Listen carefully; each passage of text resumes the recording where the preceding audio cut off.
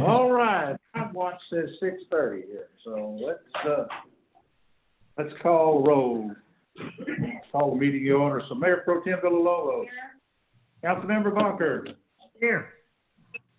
Councilmember Shell Allen. Here. Councilmember McLeod. Here. Councilmember Clinton. Here. And Mayor Rob Devaney is here. Let's stand and say the pledge. I pledge allegiance to the flag.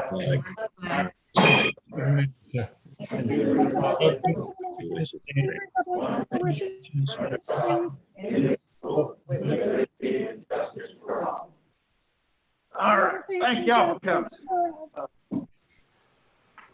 The first thing we're going to do tonight is have a public hearing. It is an application for a certificate of appropriateness in the scenic corridor. The location of the lot is over on Skyview at 72 Skyview Drive. I do not see the applicant here tonight, and I don't know if she's on Zoom, but of course, with our new rules, we're not going to be able to listen to her. So I'm going to read this just for the record. My partner and I are planning to take down the chain link fence that was put up by the previous owners and replace it with a wood fence. We plan to use 2x2 square metal posts to avoid rot and ensure a long-lasting fence, and use treated 1x8 boards to create horizontal slats. The fence that separates our lot from other lots will be 6 feet tall for privacy. The fence is in the front of the home facing Skyview Drive. To be 4 feet tall, that's per our code. We will do a stair step from 4 feet to 6 feet when she gets the appropriate spots. And so that's basically what it is. There's some pictures of that along here that Jared's going to bring up. So that's the lot, and with the current chain link on it. And the next one should be what she's trying to diagram. That's across the street.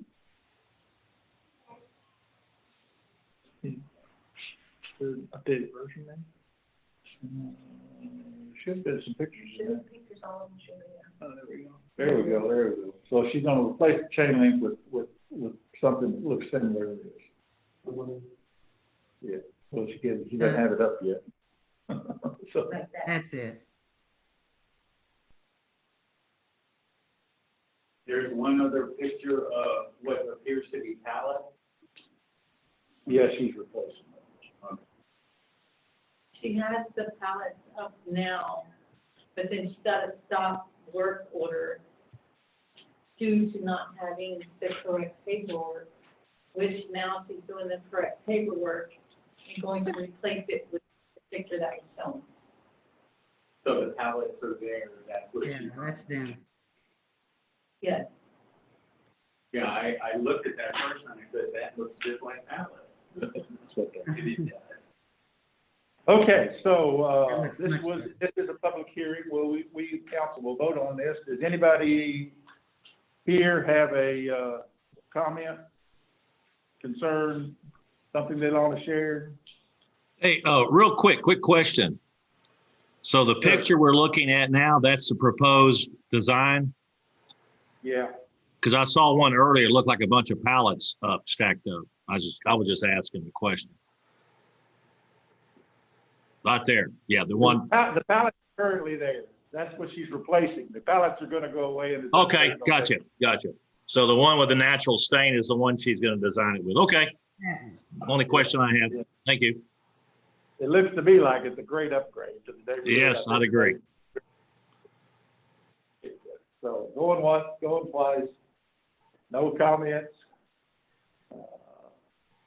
I find that it is good, Sam Clinton, because of the height. She's not exceeding the 6 foot height. And I guess the side height that you mentioned, maybe 4 feet on the sides, is that a rule on the sides? No, it's in the front. In the front, okay. And because this is a corner lot, the front faces Skyview, side faces Skyline, scenic corridor extends from Highway 80, which extends, covers some of her side. And so they're trying to do the right thing.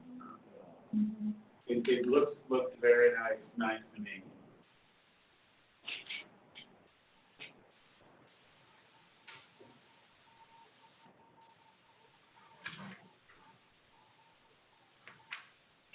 All right, with that, I will say that we have no further comment from anybody, so the public hearing is adjourned, and we are moving on to our regular city council meeting now.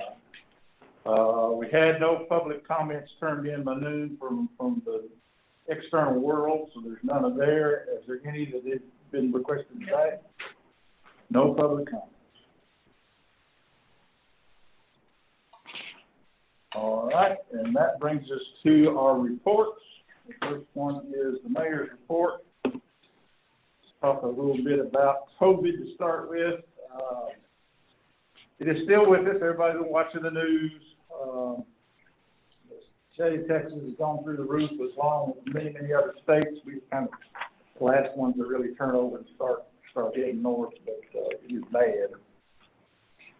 The good news is that the vaccines are coming. So the state has, I guess there's 2 vaccines that have made it through their trials. They have applied to the federal government last week, turned in one of them turned it in last week, and one of them turned it in, I think, this week, or planning on turning it in before the end of the week, for approval to start distribution.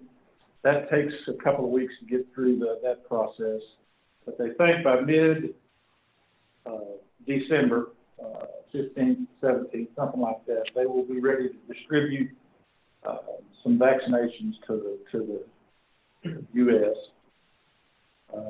The word I saw in the paper this morning is that I think the first one, Madero's got like 20 million vaccinations. The conference call that I got all this from the state officials said that they didn't know at the time exactly how many Texas would get, but traditionally our portion is about 10% of the U.S.'s total. So hopefully we'll get about 2 million doses. This is a 2-step process, so that will get you 1 million people vaccinated. They have been doing an analysis, triage effectively of who should get the first ones. As of a week and a half ago, they were still working on the fine details of that, but they're pretty much settled on that healthcare workers, first-line healthcare workers would be the ones up in front of the line.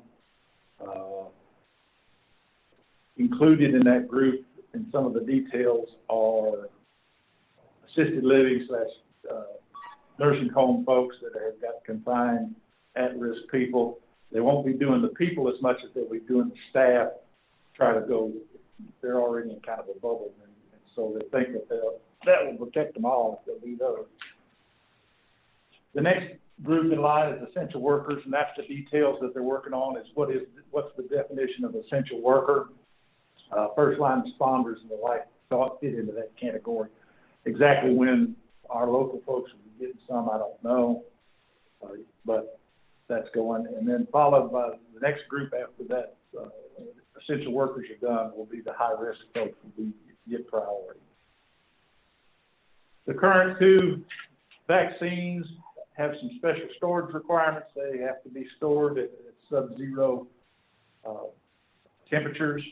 Once you extract them from that and start defrosting them, there is no going back. It creates quite a logistical problem for distributions. You have to be able to go and get rid, know that people are going to show up. You take out 10 doses and only give out 8, the other 2 are gone. They're wasted. If you take out 10 doses and give them the first thing, and 20 days later when you're supposed to get the second dose, if you don't show up, you've wasted it. So the logistics associated with that and the equipment necessary to maintain all this stuff is key. So the state of Texas is I won't say licensing it, but they are controlling what organizations, what entities have access to this, making sure that they have the right equipment, they have the steps in place, the logistical steps in place to go handle all of this and not waste that kind of stuff. Currently, as of 11 and 20, there was 3,116 of those throughout the state of Texas, so it's not a small number. Eventually, probably a little later next year, they see this stepping on out to the natural large pharmacies and the like that are around CVS, the Walgreens, Walmart, H-E-B, those kind of places that actually can dole out the flu shots today. They will eventually be trained up and or get the equipment and or the vaccine will change to allow it to be less stringent storage requirements, et cetera. So that's all coming. I bring all this up because we've had COVID with us. Everybody sees it coming. Caldwell County's been pretty good when you look across the state. We've been really on the low end of a lot of these cases, but it is not time to let our guard down now. We need to keep vigilant with your social distancing, et cetera, until the vaccines are getting out there to the world in pretty hefty doses. So that's where we are with COVID. Another thing that's going on now is the annual downtown street lighting activities. That's an event that has been happening every year for a while. That's been impacted by COVID this year, but we're going to try to go do this in a modified form. So on Friday at 5:30, the fire department and police department are going to escort Santa Claus around town. And you saw a little bit of that in the paper maybe last week. There's a map that will be coming out in the paper this week, et cetera, showing where the route and when they should have came. The idea is that, just make it through the neighborhoods and try to cheer up folks and let the kids come out in their own yard or very close to their own yard, and we won't have large crowds, et cetera.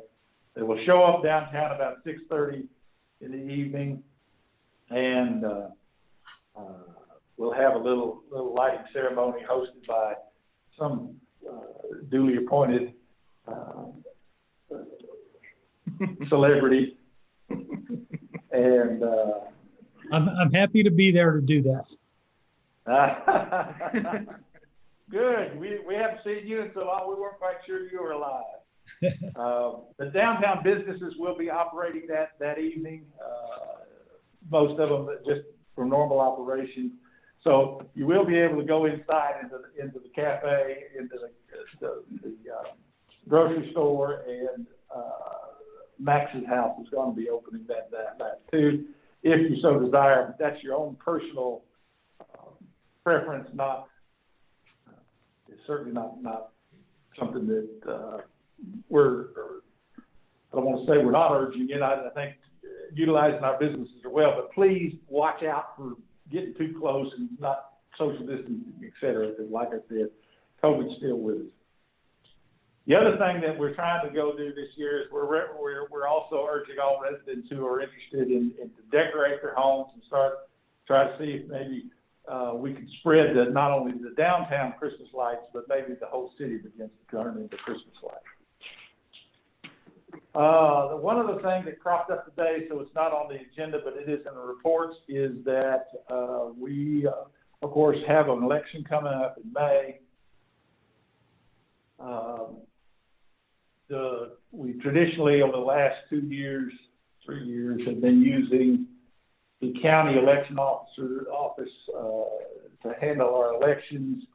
I don't know if everybody knows it, but if it isn't, they pretty much had everybody quit on them over there, so they have to restaff that whole place, and will not be in a position to handle it like they have handled it in the past for our May election. So we are looking at our options starting today, but as to what else we can do, but there'll be some more coming out on that. But we don't have the option to change it, barring another governor's order to November, and we will have to have the election, so there's going to be some work to be done associated with that. All right, that's the mayor's report. So we're on to the city administrator's report.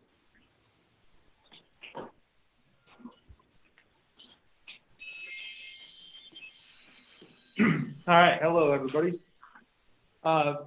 First one, this is a topic that was brought up at a previous council meeting, and I've had some requests from council members about training. So TML offers newly elected officials virtual workshop training. It's $95 per person. And this workshop guides you through what they consider the most fundamental areas of city government and gives you knowledge and resources needed to maximize your impact as an effective city leader. There's a link that on this slide that's directed to where you register and pay for that course. It appears to be a recorded virtual webinar. It has about 4 topics, each about an hour long. Looks to be fairly valuable. So I would encourage council members to look at it. If you're interested, you can contact me and we'll make sure we have the processes set up for you to participate in that training opportunity. Along those lines, there's additional training resources. The Open Meetings Act training. Many of you have likely taken that already.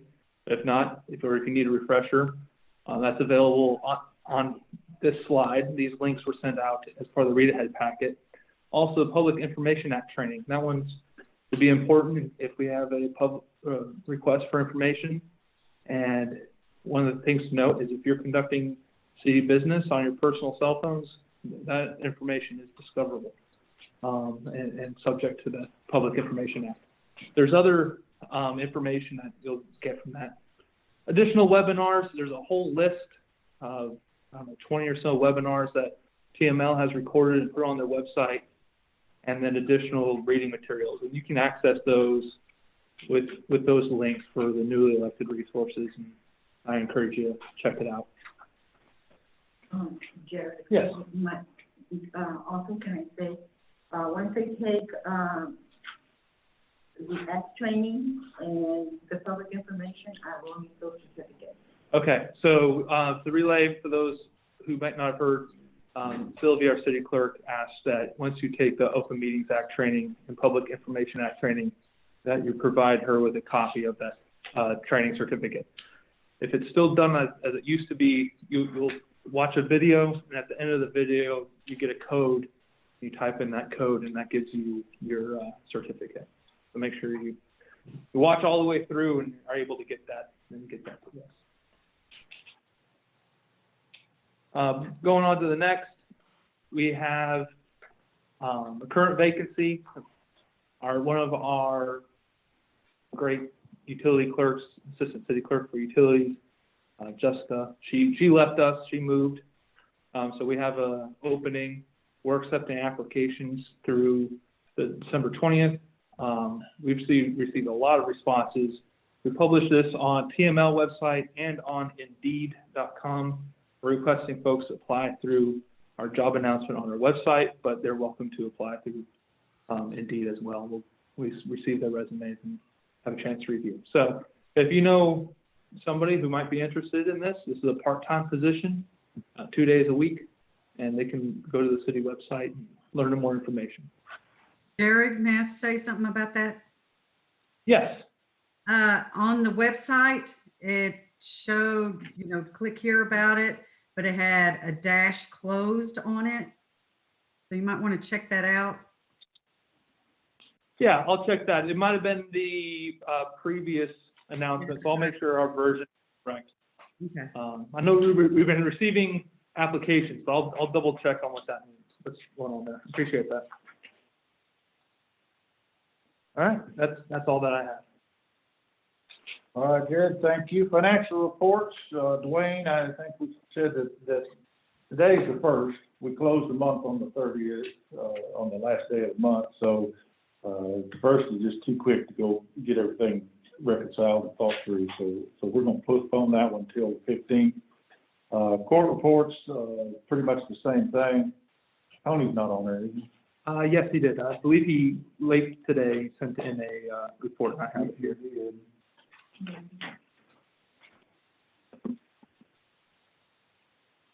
Let's see. We might need to unmute. Well, his report's here, but is he here? He is, but he's muted. I'm trying to get. Let's see if we can get him unmuted.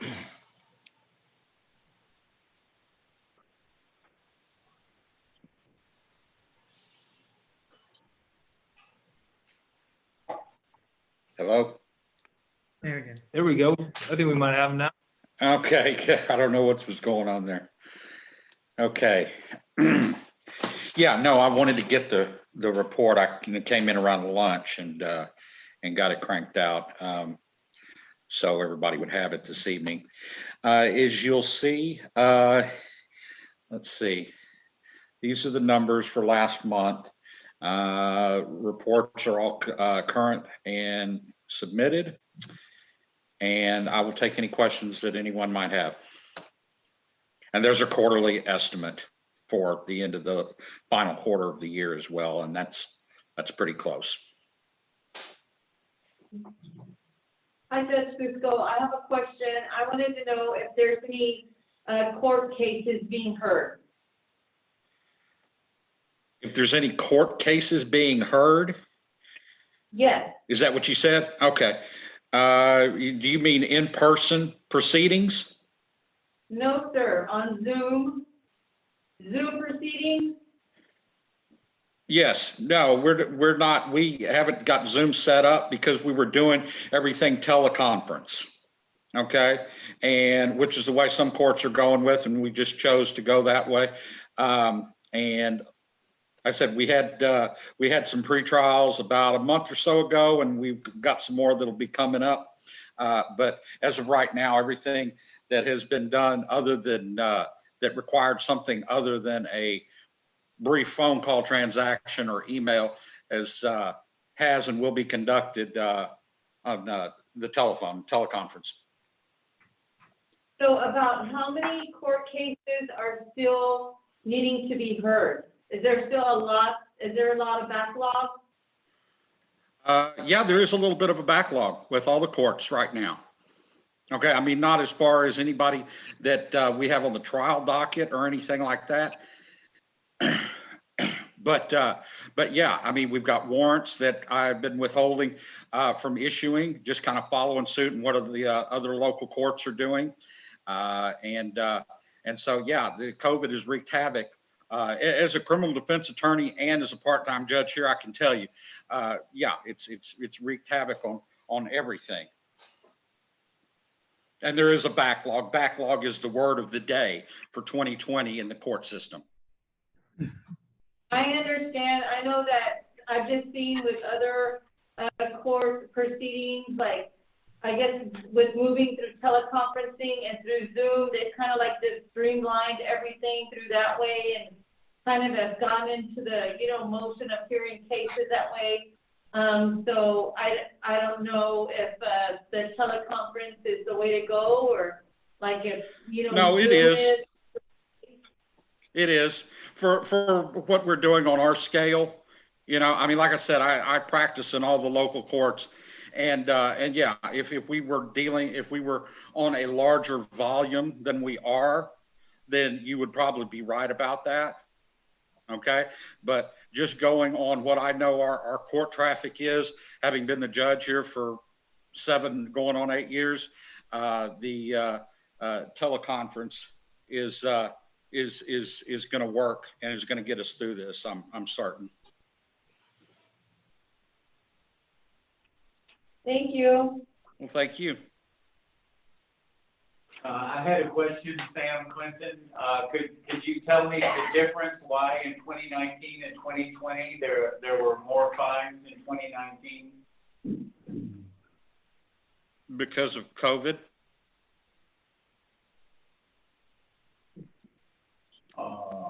I'm sorry, did I not understand you? The difference in the numbers? Yes, why is it 6,000 last year, 3,000 this year? Well, because of that number is a function of citations issued, and that's all that's a function of. Okay, and citations are down. I was on the phone with a couple of different courts in the last couple of weeks, and the citations are down everywhere. You're seeing these numbers across the board are down, and it's because of COVID.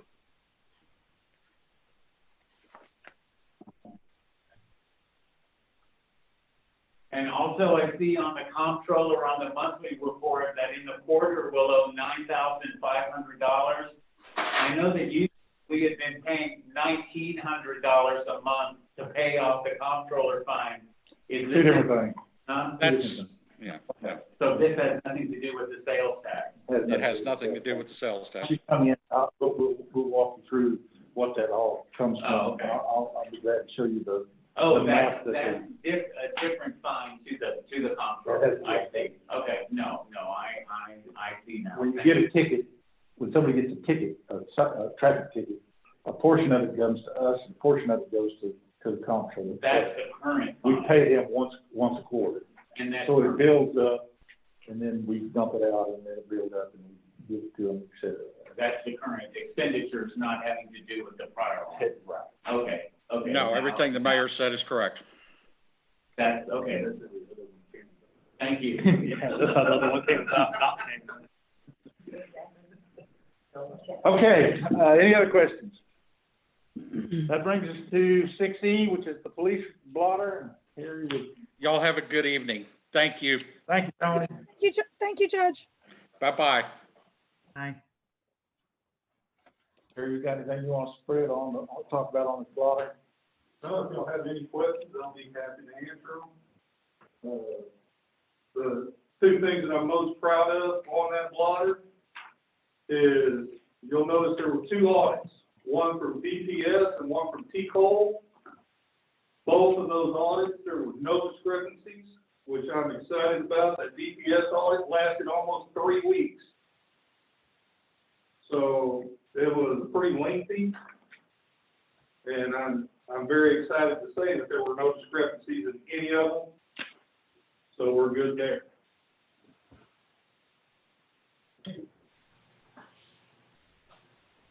How could you explain all these Indian court CP? The close patrol, there was a citizen that requested a close patrol at her residence. So we closed patrol her residence.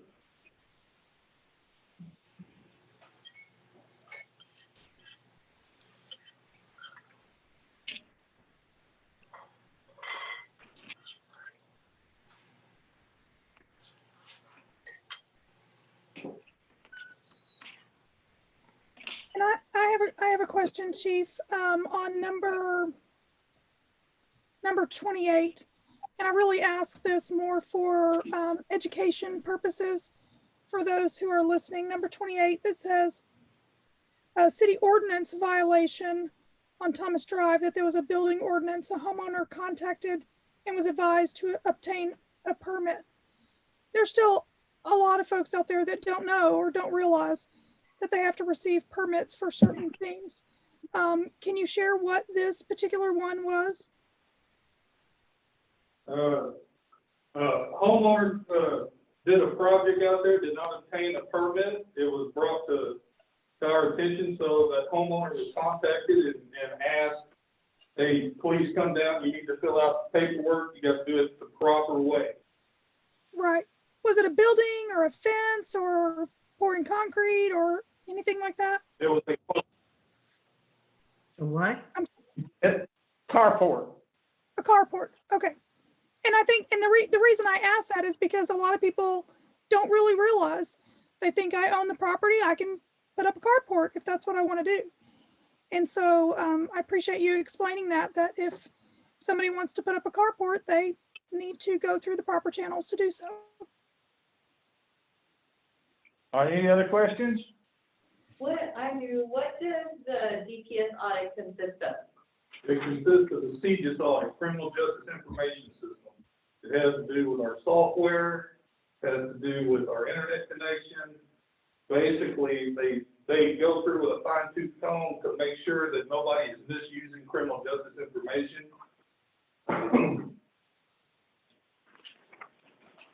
So it's not just here, I also have to get with the IT department, have to show them a network diagram, how everything works, answer about 1 million questions that I really have no idea how to answer, and I have to keep going back and forth. So it has to do with software and the computer and the information. Well, it has to do with criminal justice information. And then what about the T-Cole audit? Is that the T-Cole same thing? People is basically the people that hold our licenses. Uh-huh. And if something's out of whack, he's suspended, an officer has his license revoked. if there's paperwork that is out of order, the city doesn't get in trouble, I get in trouble. What line Well, items are you talking about? The people audit, Number 6. Hey, Oh. guys, I can't see that on my screen. Do y'all have that? I don't think I got it. Please. Don't, we don't have, came in late. She's how he was putting Okay. stuff on it. And then I know that, oh, no, it wasn't the last time. It's only this time. So the close patrol, you said it's the same person, right? The last one, I had all the close patrols we were doing in Austin and Butterfly, they're still logging them. If I put all those in there, your blotter's gonna be about 5 pages long. This Indian court was a citizen actually called, requested a close patrol. They called about the middle of the month, and we started immediately doing close patrol on her property as she requested. So then, Harry, I was gonna ask you, for whenever we don't have coverage and Hayes County comes in and answers the call, do we have a record of what they do for this area? Hayes County, Caldwell. I'm sorry, Caldwell County. I don't have a record of it, Caldwell County has a record of it. So like if we wanted record of stuff that they're dealing with here in Martindale, whenever they come to answers, would we have to go through Caldwell County to get that? Yes, ma'am, and they'd ask you to do an open records request. Okay. With one caveat, correct? If there's a report that's required, If and there's then paperwork involved, we deal with it. Caldwell County will not take report in this city. So if it's 3 o'clock in the morning and somebody broke your window, Caldwell County would go out, secure the scene, and call one of us. I would call me. So as far as with paperwork for Caldwell County that Martindale does, I haven't seen anything on there for Caldwell County, so we don't have anything, right? That's No. going on?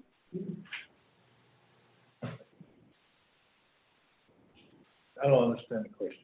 Well, say if they're off duty, yes, our police department, Caldwell County comes in and takes care of something, or there is a call. We have calls here that Martindale Police Department handles, but where's the blotter? Would we be able to get a blotter for the things that Caldwell County Sheriff's Office takes care of, is what I'm asking. They normally post the blotter in the Lockhart paper. But culling out she's asking, I think, how much help you're getting out of Caldwell County. Is that the basic Yes. bottom line here? Yes. I don't know how you cut that. I wonder if There's it's. some. I mean, usually it's middle of the night kind of stuff, but there's some. But for instance, as you talked about earlier, when they busted into the packing sack down there on Northwest River Road, that was 2 o'clock in the morning. Yeah. They handled the initial call, Uh-huh. but at 2:30 he was there.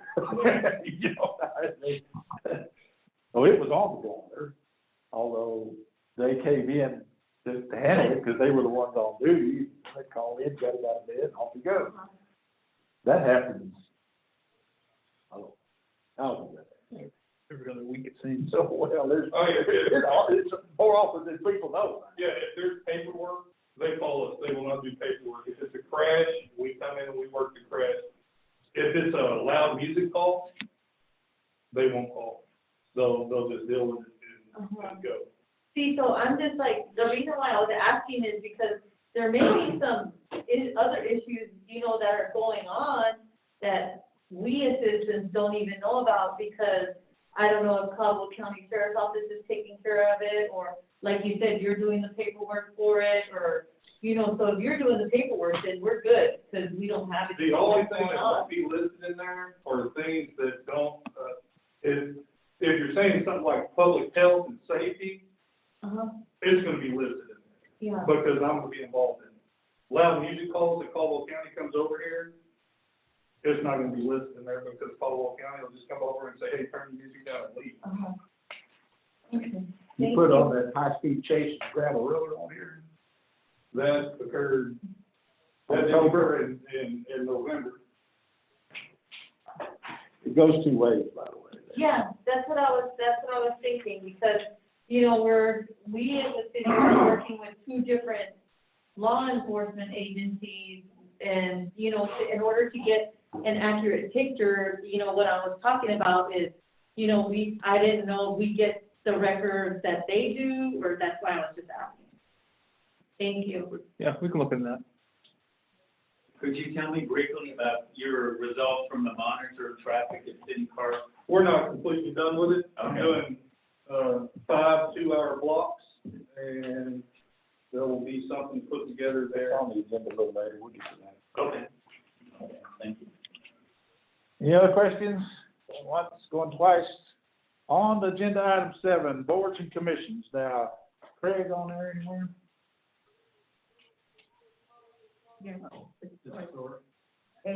Oh, No, I mean, On the phone. is he, I don't believe so. no Craig Foster, anybody from the historic district? Well, they can't talk anyway, so. All right. Parks, Sam, you want to talk about parks? yes, thanks so much.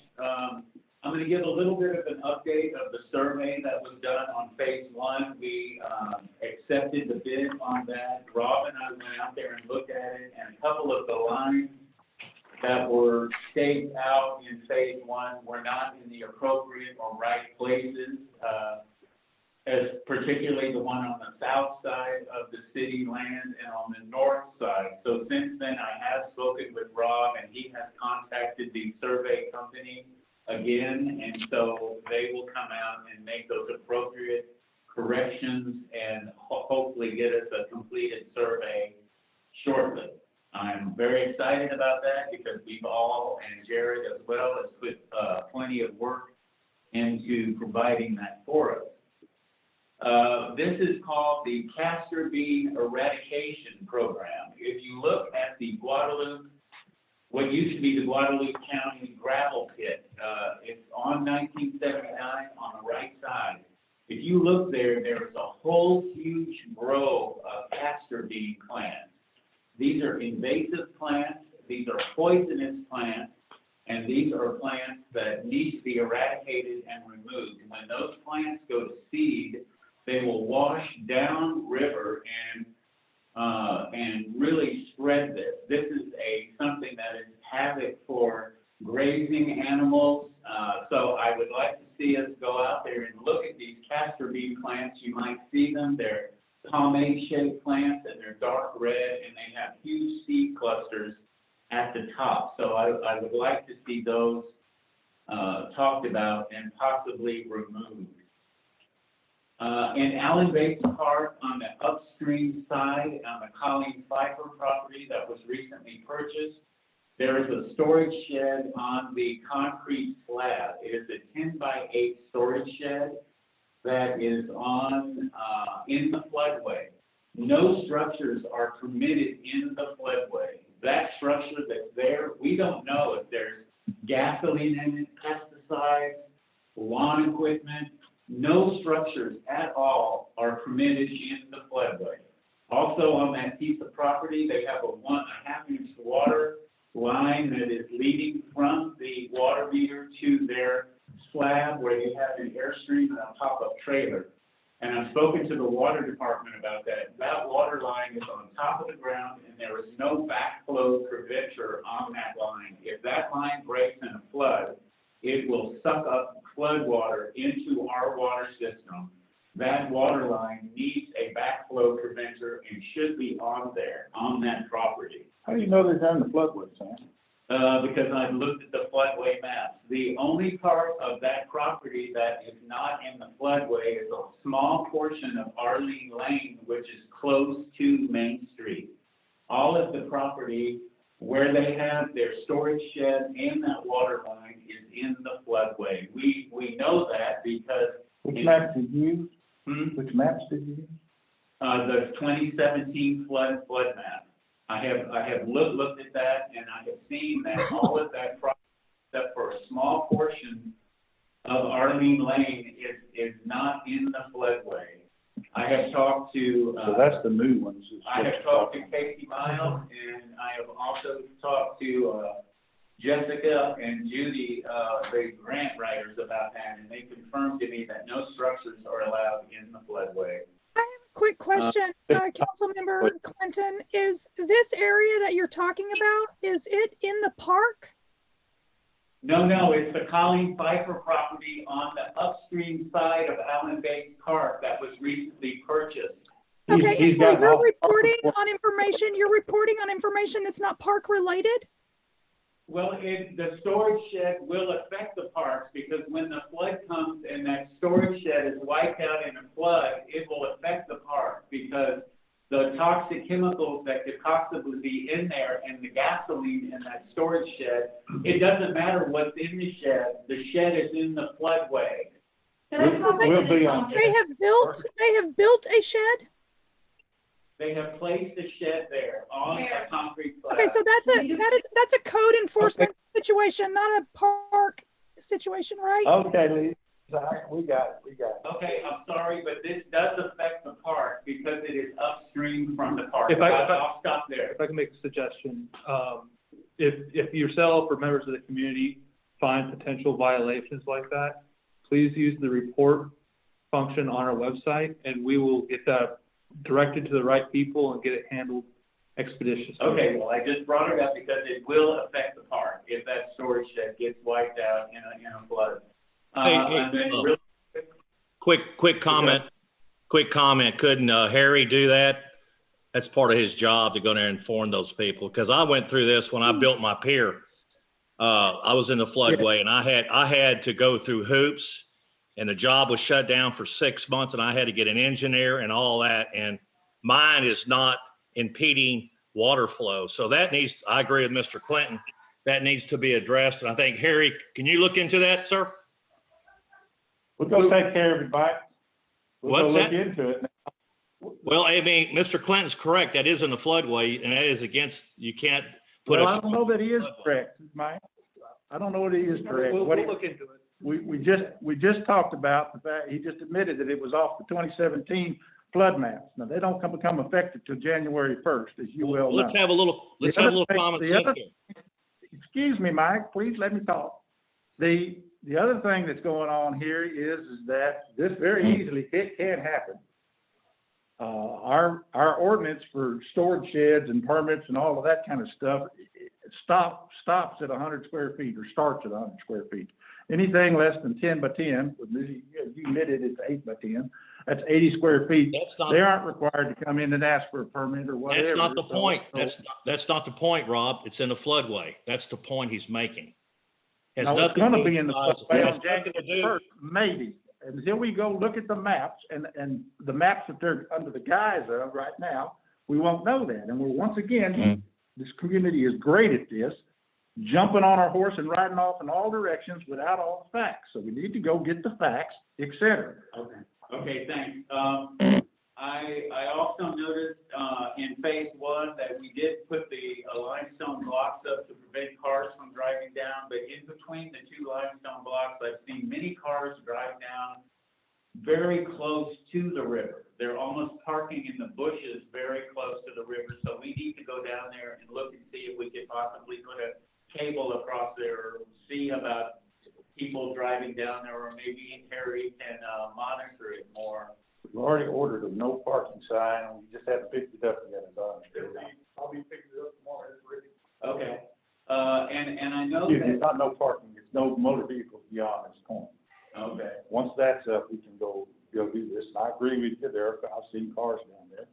But, once we get the signage up, we can start doing something. and I know this is the time to rake up a bunch of leaves, and we all have bags and bags of leaves, and I know in the past that we have had drop-off points for bags of leaves. I don't know if we could still do that because of the COVID crisis, but if we could maybe have that to help the residents out, to drop off some bags of leaves at a pertinent spot. You want them in the parks? In the triangle where that mulch pile is, perhaps. I don't know, but, that's just a thought. Also, okay, yeah. Sam, if I may just, thank you for the report that you're giving, and on that trash, I don't know where else it would be appropriate. TDS, every resident is allowed to have 2 bulky pickups through our TDS. I I just scheduled one. So just letting the public know that December the 9th and December the 23rd are the last 2 dates of the year that TDS will pick up. You do have to call and schedule and tell them what you're going to put out. Just want to let you know. Okay, thank you, that's all I have. Planning and zoning, Lisa, you got anything? Just a little bit. First, correcting my name would be great. Then tiny houses have become an issue. And I don't mean an issue like a bad thing, just meaning that there's lots of conversation and talks about it. So when we get to the future agenda items, that's something I'll definitely want to add. It's not necessarily planning and zoning, but it's an ordinance issue. But those questions are coming to me. So I would want to have opportunity to discuss it with the rest of the council. That's all. All right, thank you. And Joy, or anybody from the Martindale River or San Marcos River Board? Is Joy on there, Joy? Charlie over there, Charlie was. We don't eat her up. I feel like, here, if we go on the on the couch.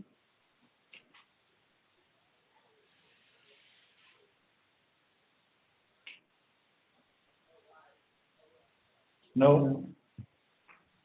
I know Charlie was there earlier. he's on. I've asked him to unmute, but he hasn't unmuted himself yet. You may not yet. All right, we're gonna move on. That gets us to the consent items. We have one set of minutes, I think, that went out this morning. Anybody want to talk, see anything in there from the 17th? I'm sorry, could you repeat? I was just gonna say, can you repeat that, Mayor? Consent items, there was one set of minutes went out this morning. It was for November 17th. Yesterday.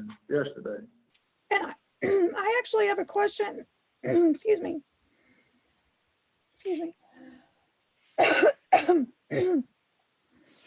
Are there not minutes for the planning and zoning portion of that meeting?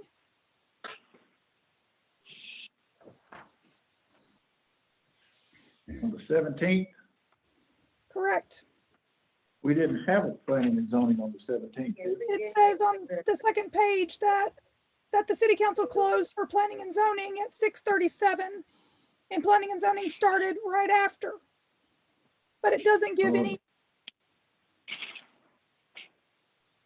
So the answer to your question is no. But you can come and talk to me, Mayor, you can come and talk to me and I will discuss the issue with them. Did you type it? Did you have that thing? Oh, darn it. Yes, it should be recorded. Okay, Lisa. Yes, sir. Talk to Sylvia about it offline. She'll see what you can do to help you. Okay, great. All right, so we got one set of minutes. Anybody want to? Yeah, I'll make a motion to approve the November 17th city council meeting minutes. And I assume the planning and zoning minutes will be at a later date.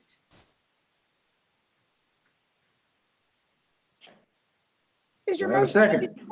Yeah, I make a motion that we approve the November 17th minutes. I'll second. Sonia seconds it. And Sam, so they, I accept it. Lisa, No. you say no. Mike, I accept it.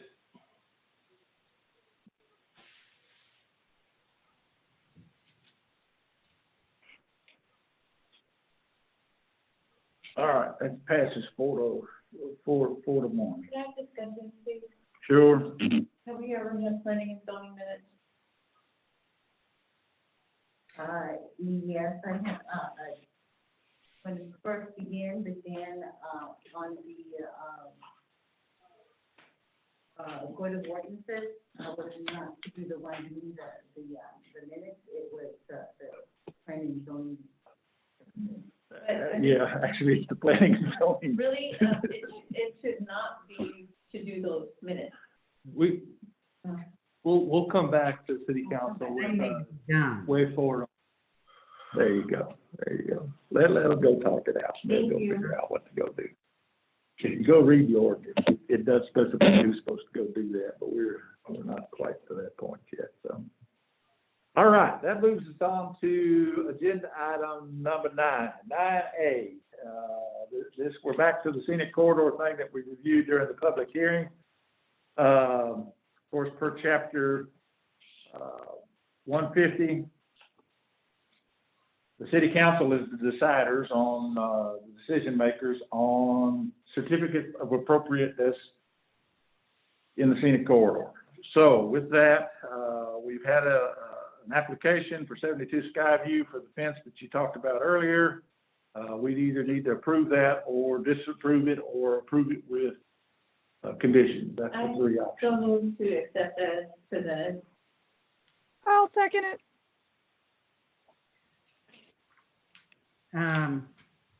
I think Any it's, questions? no, I just wanted to make a comment, Go that ahead. it's gonna be an improvement. So I think it'll look nice. All right. Any other discussion? Sam, what say ye? I say aye, I approve of it. Mike Aye. and Jan, I think I heard yes out of you. Aye. All right, it is approved 5-0, passed 5-0. We will issue that. Not over. Agenda item 9B. At the end of each fiscal year, or at least the last 2 years, we review our cash flow for the completed year and then decide what to do if we have any leftover cash, if we're lucky enough to have any leftover cash. That's what this agenda item is all about. In the past, we've said that we sweep the excess cash, if we have some, to the long-term capital improvement fund, and that's what we're trying to go off and go do tonight. So with that, let's move to the next one.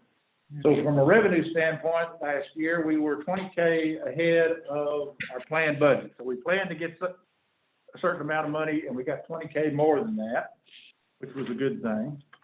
If you go to the next one, we have that's the expense look. We had planned to spend this much money, and we actually spent less than that. So that's good. And when you add them all together, out there on the right-hand side under 2020 and look down toward the bottom, you see that the total comes out to $93,360. That's how much cash we brought in that we didn't end up using. But that's not, we can't use all of that for whatever we want to, because some of that's restricted. Everybody with me so far? Sam, you're kind of new to this. Yeah. Okay, so let's flip over to the next one. We got to make sure that we don't spend out of the 93.4, we don't spend restricted funds on something that they're not supposed to be spent for. Spreadsheet that you're looking at on the screen right now is all the restricted accounts. First line in each one is how much revenue came in. The second line is how much we spent on those. We didn't spend a whole lot on any of the restricted stuff last year, except for the tech thing where we ended up using all of it. So that was good. But when you get to the bottom, it says that out of the 93.4K of funds that are cash that's there, 25.7 of it, 25.7K of it is restricted and can't be used for road repairs or whatever else capital improvements we have. But that does leave us 67.7K, which can be transferred. In the COVID world, this is really very good year. I didn't expect that because we missed on a couple of things pretty big, but the rest of them made up for it. So the city is recommending that we transfer 65K to the long-term capital improvement account. That's what's on this agenda. I don't want to approve it, change the number, do something. Now let's go back to the next slide on there, Jared, which is. Rob, I have a question about that restricted account. Okay. Can you go back, Jared? Because it said, I mean, here you are, it lists all the restricted on here and it's at 25K. And I swear in one of the last statements on one of our financial reports, the hotel motel tax alone was 27,000. So you might. It is, Jan. This is the year by itself, okay, just 2020. What's in that restricted account is the cash, that is the bank account. Oh, okay. And there was restricted, the same thing happened last year, and it didn't happen to the tune of $20-something thousand. It happened for the hotel motel. It happened to the tune of about 4,000 change. And so if you take this 21 and that 4,000, and actually there was a little year before that, and you add it all together, it comes out to what's in the bank. Right. Okay. Yeah. Okay. But what we're trying to do is figure out, because we put all of the restricted money in restricted accounts. We don't spend it. You know, when we're writing checks and you're signing checks, the only one you ever really sign, well, that's not true. The one that's most common is the road repair, because we spend that a little bit at a time. Once a year, typically, when Harry or one of his guys goes to training off-site, there'll be some checks out of the Leos money, the police restricted account. And then when the court is spending money for software, which is usually the tech fund up there that you see we use most of it, or some of the other things that has to do with the court, every now and then there's a check in there. But most of the time, you're going to see general fund and utility fund money going, the checks that people sign, and that's how we keep all this stuff separate. In the past is again strictly through the use of the bank accounts and the check, which checking account we write the checks off of. Right. So I know where I'm seven at. that you saw is the accumulation of years. This that you're seeing on this page right now is just the amount that got there from 2020. Right. Okay. Yes, got it. The 67.7K, which can be transferred, that's the total amount, right? Yeah. I mean, and you're saying if we want the total amount to go, or we want to put some in a different account? Well, whatever we don't transfer stays in the general fund, and it's just there. Or, keeps us cash flow issues. So it's not like it goes anywhere. It's not like we lose it.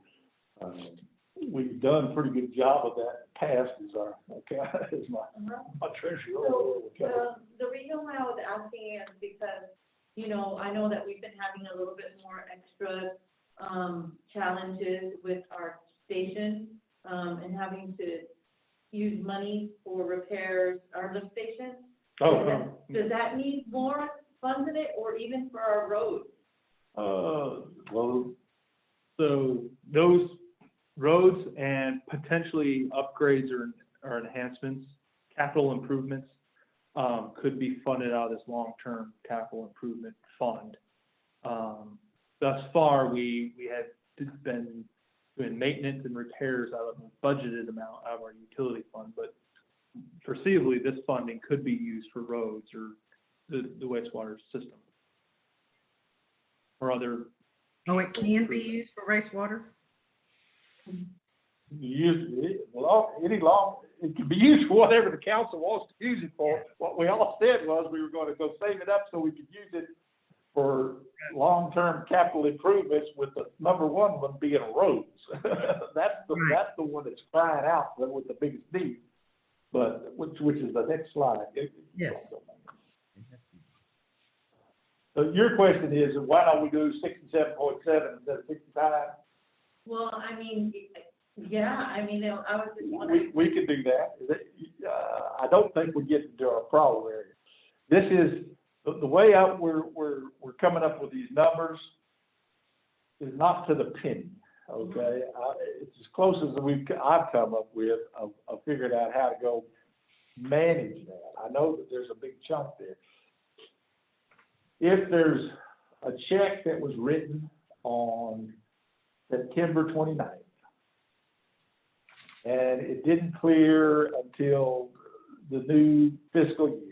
And we counted it as expenses, but didn't count it, or vice versa. A little bit about a float that's going on out there could make a difference. It's a very minor difference.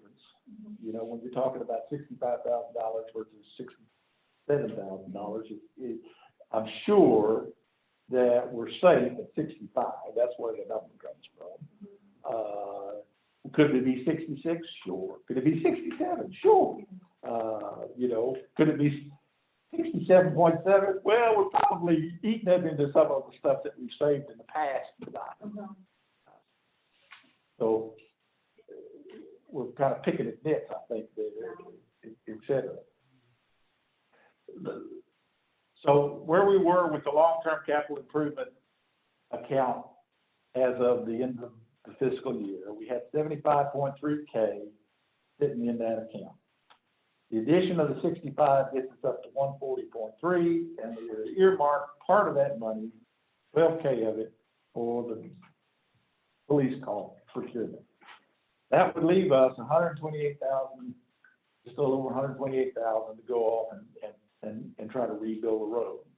And when the council at the time, back in I believe it was late 2017, we reviewed. We had an engineering firm tell us, this is how you want to go repair roads, and this makes sense. Go do it this way. And we said, well, with the roads that we've got, and how much do we get for, say, $100,000? They felt like once we got over $100,000, we could go try a road. We would recommend doing that at the time. They would love the engineering firms, all of them are going to tell you that the more you do at one time, the less per linear foot will be the cost. But total cost has to go up because you amortize the engineering activity and the surveying activity, et cetera, over smaller length of road. But they said that if we were going to go do one, you know, once we got over $100,000, that's the time to go start thinking about really getting this done. So with this, we will have passed that landmark of $100,000, and it's time to start thinking about going on and doing it. So what we're looking for tonight is authorization to move to 65K or some other number that you guys want to go move. Then on the 15th of this month, we will have a discussion on our road replacement still the top priority. And if so, which ones ought to go first? We did that back in December of 17, came up with a priority list, but of course it's been 3 years, and so some things may have changed. And of course, the players have all changed, or not all changed, but there's a lot of new players here. That's where we're headed with that. Well, I'm looking for somebody to make a motion on, or discussion or something on how much we want to move. I still move to do the 65K. Okay. I couldn't hear. I made a motion to accept moving the 65K. I'll second it.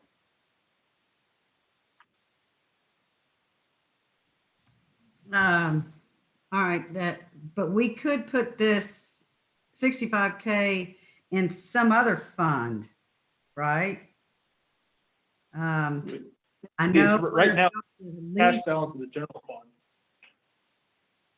Mostly. Say that again? Yeah. Right now, the money is located in the balance of the general fund. It's basically in the cash balance of the general fund. Right. Where would you want to move it to? We're just setting it aside.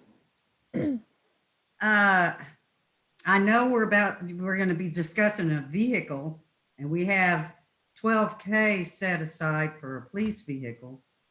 I know we need to talk about that. We might want to put down a little bit more. That'd be some place to get some of the money, depending on how much the payment is. And I guess we can talk about that once we get to the police vehicle. That's what I was thinking. But both of those would end up coming out of the long-term capital improvement, so it won't affect how much we move over there. Okay. The discussion on that is what I just described to come down on the 15th. So the 15th, the meeting of December 15th is when we ought to talk about that. Oh, okay. All right. Well, that's good. Mike, anything you want to talk about on this? Yeah, I have no problem. I'll vote for it. And Sam, you got anything you want to ask? Yeah, so the two capital improvements, the major ones that we'll be speaking about are the sewer treatment plant and the roads. Those are the funds that this possibility might go towards. Or Carl? Any capital purchase, which I believe we define in our purchase, in our green book, as we call it, our financial policy book. I think it's over $5,000. I believe that's right. So anything over $5,000 would qualify as a capital expense that could foreseeably be used by this fund. It'll last longer than a year. And last longer than a year, right? Okay. Okay, that's fine. All right, so we need to vote. Jan, yes or no Yes, on moving 65K? yes. Mike, you said yes, Correct. and Sam will have to vote you. I say yes. So it passes 5-0. We're gonna move 65K over to long-term capital improvement. Now, between now and the 15th, you guys be thinking about where you want to, what you want to go use it on. I'll get on the record here for the mayor. The mayor believes roads are the right answer, but y'all get to decide, not me, so.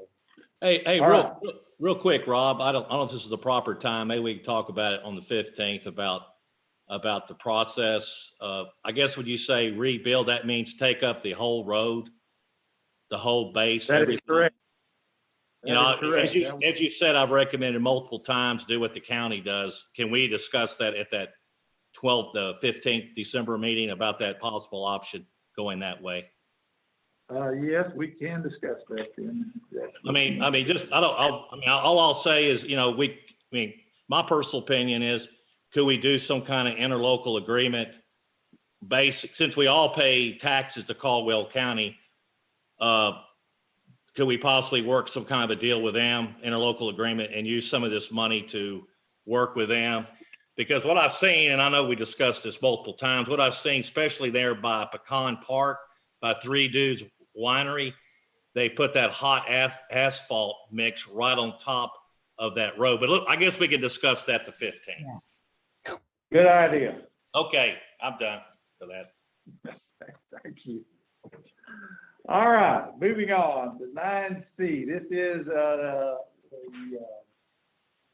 Historic Commission appointments. Okay, per our city ordinance 151, the Historic Commission will be comprised of 5 members who serve for 2-year terms. The current membership was Craig Foster, Carl, Mari Domingo, Quentin Matthews, and was somebody else. Kathy, no, Kathy is gone then, I think. Pat. And Pat has left us, you've moved, so, or at least left the commission. So we have a vacancy. And the other thing is these 2-year term activities. So I'd asked Craig about if there were some people coming up with terms that were expiring, and it turns out there were several of them that did this, that were expiring. So we don't have a list of current volunteers. I hear that we have 2, I guess, that came in. I have not seen the applications yet. Mark back there, and I think you, right, Catherine, you too. Yeah. So we have at least 2 opportunities there, and just because your term's up doesn't mean you have to leave. You can get reappointed for that. Craig's not on here. In our packet, So how do Mayor, we want to go make a general call for volunteers. We have not posted it on the webpage, I don't believe. No. We need to probably do that no matter what. it was my understanding, Mayor, and please help correct. It was my understanding that we had 2 applications to be considered for tonight. However, in my packet, Catherine's application is duplicated. I was under the impression that there was Mr. Villalobos was also requesting an appointment. Is that correct? It's my understanding that yes, he has applied, and it is also my understanding that I haven't seen these applications yet. I had it in my packet. You did, well, He came in, Bill came in pretty close to 5. last week. No, today. And Catherine has 2 there. One is for, park and one for historic. Yeah. Well, what we need to do is I think, come up with the process that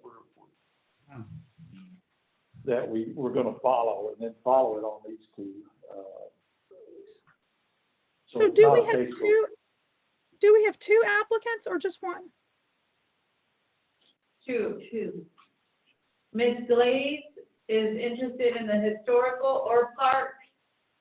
Mr. Villalobos is interested in historical. Okay. All right. In the past, haven't the commissions submitted the applications and made recommendations? I can't remember. Sometimes. And I think because there's just a couple of them, you know, I don't recommend that we drag this out. If in fact. Wait, Lisa, we have to drag it out because we don't know. There's two issues here. There's 5 members and they serve for alternating 2-year terms. So just saying, well, somebody left and it's time to appoint somebody else doesn't really follow the ordinance, okay? What we've got to do is we got to figure out who's expired and either reappoint them officially or appoint new people or whatever. I understand. That was missing information. We need to get the dates. And Craig was nice enough today that he sent me late this afternoon the timing, and I don't have it off the top of my head as to which one, but there's 3 of them that are currently on here, I think, that have expired. They're like bananas. They went bad, okay? So we need to go re-up them here or whatever. My recommendation is that we go put a call out on the web and maybe through the utility thing saying, hey, we have this X number of positions open or coming open. All, hear ye, all who are interested, please come forward. And then address them all so that we get on to a regular cycle like we have with council members and normal elected officials, that, you know, we got a date that we know when their term expires and we take action and do it like we're supposed to. I'm gonna go ahead and make a motion to table B and C. I'll second that. And we're going to table until when, Sonia, what would be your date? Well, wait a second. We need to, we don't have to take any action, but I need some discussion on how we want to go do this. You just said how we were gonna do it. Well, I said, Yeah, I thought that was good. Yeah. Don't buy into that, make a motion to buy into that. You said that you were gonna get the expired terms and you wanted to do everything at one time. Yeah. That's how it should be done, and you had already spoke to Craig, and, you know, so you had a plan all in motion. Now, wait a minute. On this, the discussion, appointments and vacancies for the applications that were presented, right? Okay, well, And I then have we have a discussion then. Let me make sure I get a nod from everybody. Posting it on the web and putting it in the utility statements one time and posting on the web for what, a month, a week, 2 weeks? Well, when is the next billing? When do the next bills go out? The 15th. Okay, so if the bills go out on the 15th, then it would be in January, say at probably our second meeting in January. I mean, coming up with a deadline. And then the other thing is that I have not looked at this particular portion on our website, but it might be a good idea just for all of us to have an understanding is when it lists the names of the committee or historic commission members, that it would also list their term. No kidding. We're working on that. Right. They also need to have their minutes on there too. Have what, Jan? Say that again, Jan? That, I think they need to have their agenda and minutes online also. Agreed. And it needs to be announced whenever they're having a meeting. And I feel like the committee mission itself should have some say in the process, you know, or at least some suggestions. That's what they're there for, is to come and Okay, so we, to us with. so here's, Jan, what I'm hearing you is that once we call for applicants, we give it to the committees to go review Now, it and seems make like comments. that's what they've done in the past, that they brought the applications to us. And then we would decide. Isn't that what's happened before, or am I wrong? It's happened in every way you can possibly imagine. And when we have not had enough volunteers, then if somebody did throw their name into the ring and there was an open spot, we would appoint them.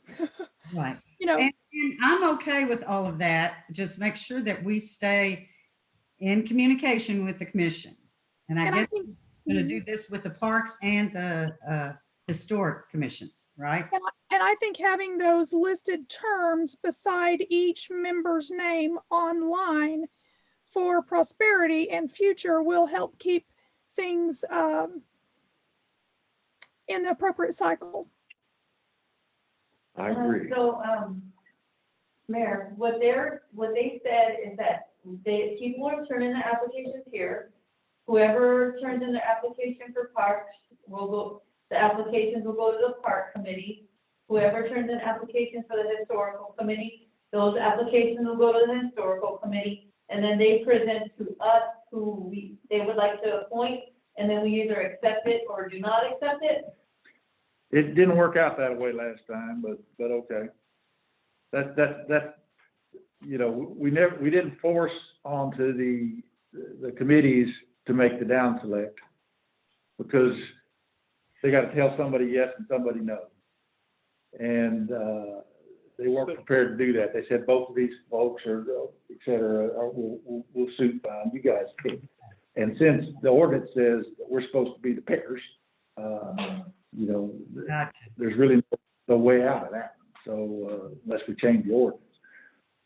So what I've heard is that the council mostly agrees or does agree that publishing it simply on the web and in our normal communications, internal communication processes with utility bills to the community is sufficient.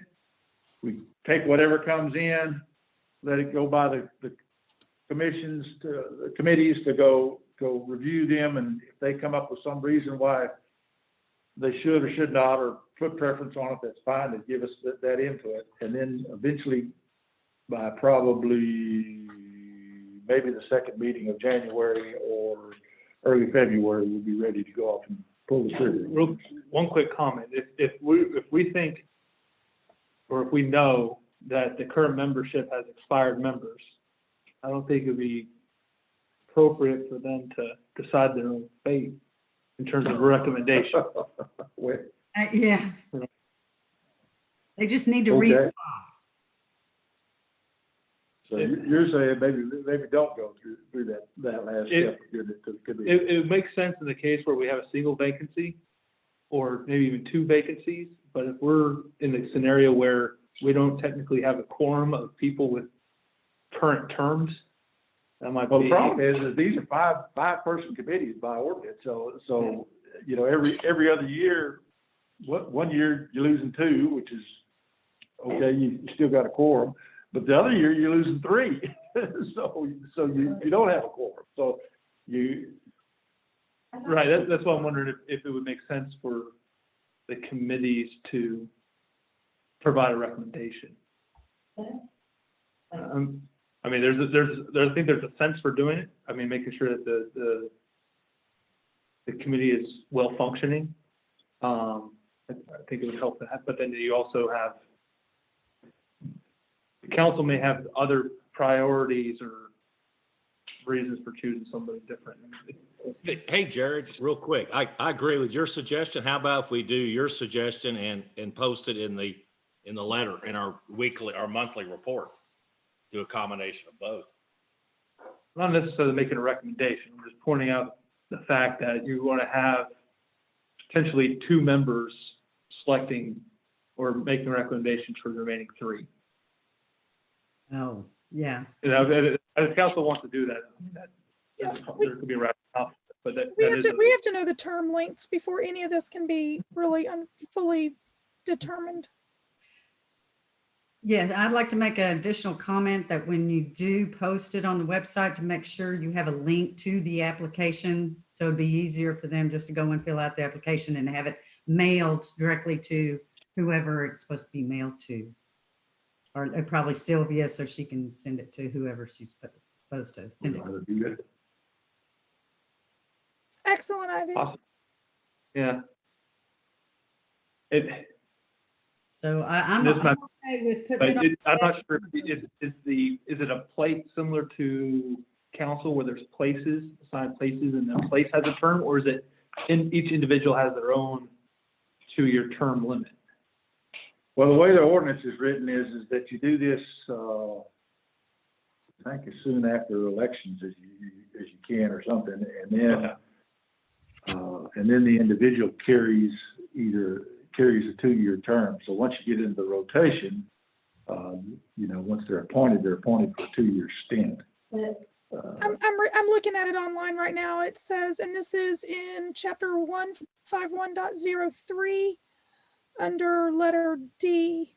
It says commission members shall serve for a term of at least 2 years, with the exception that the initial term of 3 members shall be 3 years and 2 members shall be 2 years to achieve a staggered term. That's from the creation of the commission. And so that should be in the record somewhere as to when those terms expire. And I would expect that the chairperson would know that.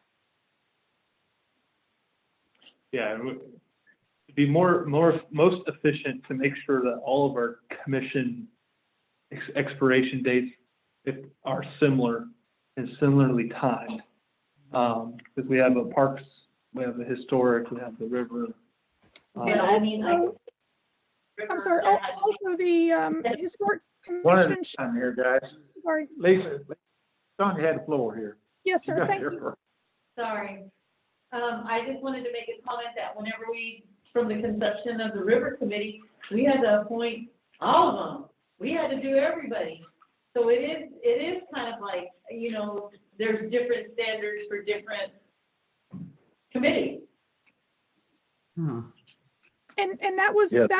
that was in the sense that you're right. So we didn't create, because we as a council created that committee, that advisory committee. We should definitely look back at that and make certain, and if they're not places, as in place 1, 2, 3, however many there are, we need to designate those and then follow suit with the other commissions or advisory committees to stagger them. That's what this ordinance was saying, is at the onset, as in the very beginning, you make some of the members have a 3-year term and some of them have a 2-year term, so that you have a staggered people No, they all got 2-year terms now, Lisa. That 3-year Agreed. thing was just to get started. Oh, right, that's They all got correct. 2 years. That's correct. That was my point, is when with the river, that was the initial part, so that they would be staggered.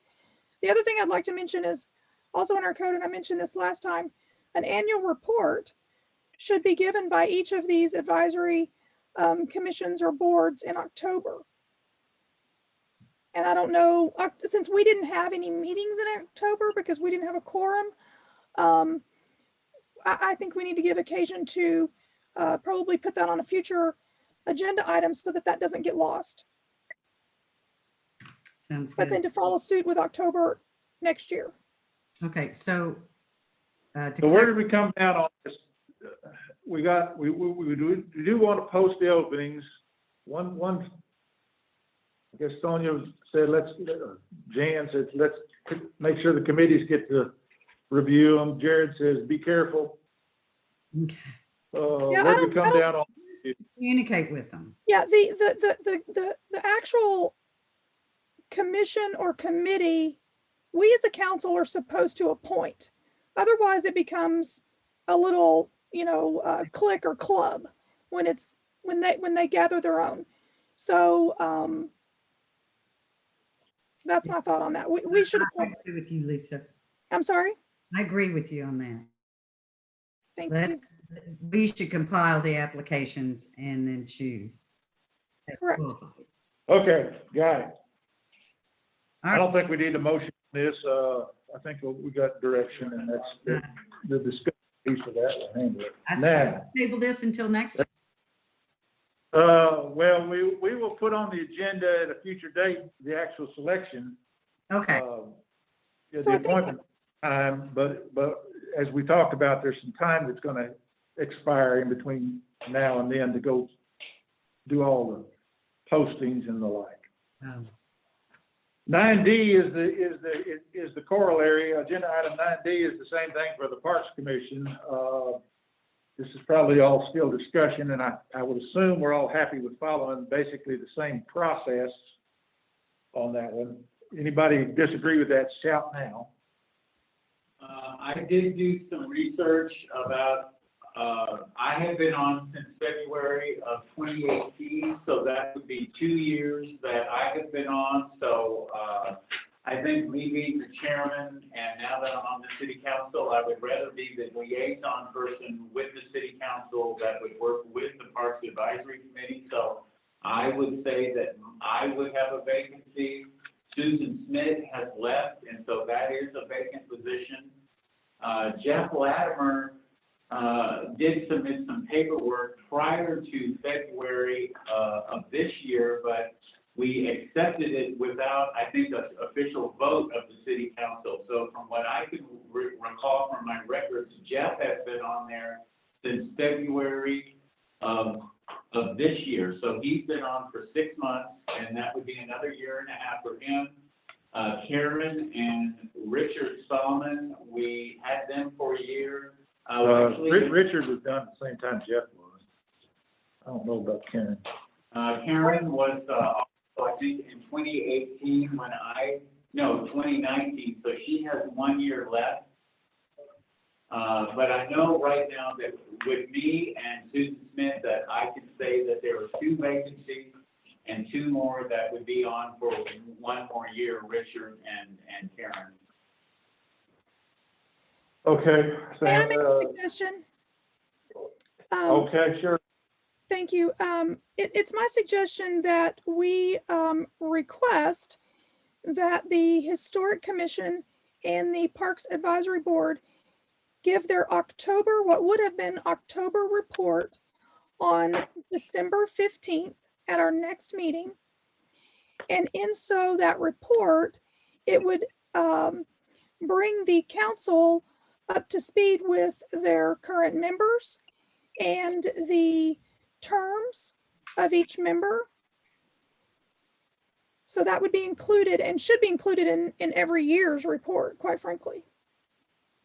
But I would like to see that at our next one, and then at the December 15th meeting.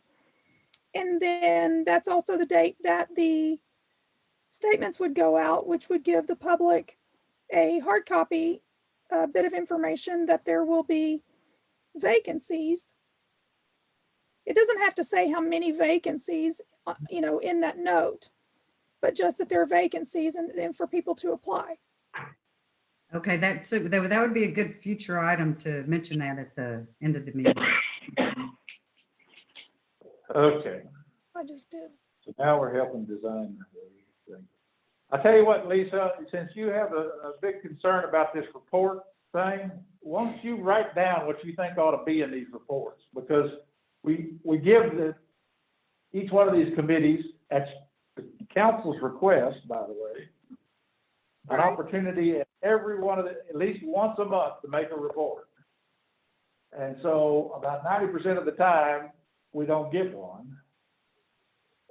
Because they're volunteers and they've got things. And if we're gonna ask them to come in and do some kind of an official annual report, we at least ought to give them a hint as to what it looks like, right? Okay. We don't, we're playing the bring me a rock game with them, and I think that's terrible. So, we need to, if you're big on this, write it down, put it in an email and send it to me, and we'll see if we can't come up with some kind of a format that we can give to them to go let us know what we expect for them to see. We probably ought to put that in the same paragraph in the ordinance that calls for them to make an annual report. And I think if it's 2 groups, then it really should be all groups. Yeah, probably should. Yes, good point. Okay. So we're gonna use the same process for volunteers for the parks. The only other thing is that was brought up at the last meeting when Sam was concerned about whether or not he can remain chairman. In my reading of the ordinance, I see nothing that precludes him from being chairman if he wants to. I mean, he doesn't have to do that. It's all volunteer stuff. So, but I don't see anything in our ordinances that says that you can't be on the commission, and also be a city council member. Would he be able to vote? Vote for what? They just. No, but like vote on matters, if he's still in the park, would he be able to be voting on matters that pertain to the park? Absolutely, because the Parks Commission, as the Historic Commission, as the River Committee, are advisor commissions. All they got to do is we think we want to go do this, but they have no dog in the hunt, really. I mean, they don't have a financial benefit to it. There's no. Kent, are you still out there? Am I misreading this somehow? Why more?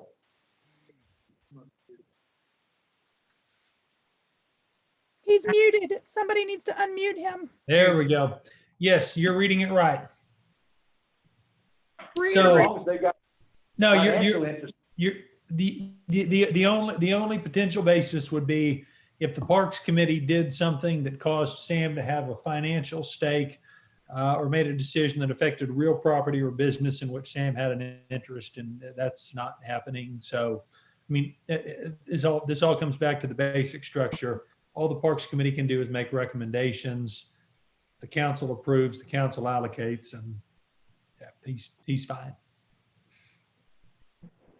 So we're not making any decisions tonight, Sam. You got time to think about this, but we're going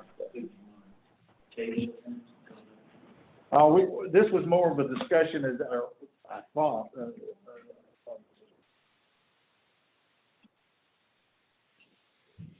Okay, so that moves us on to 9E. And a discussion and possible action on procurement of a new police vehicle. And this is Jared, you're up here, buddy.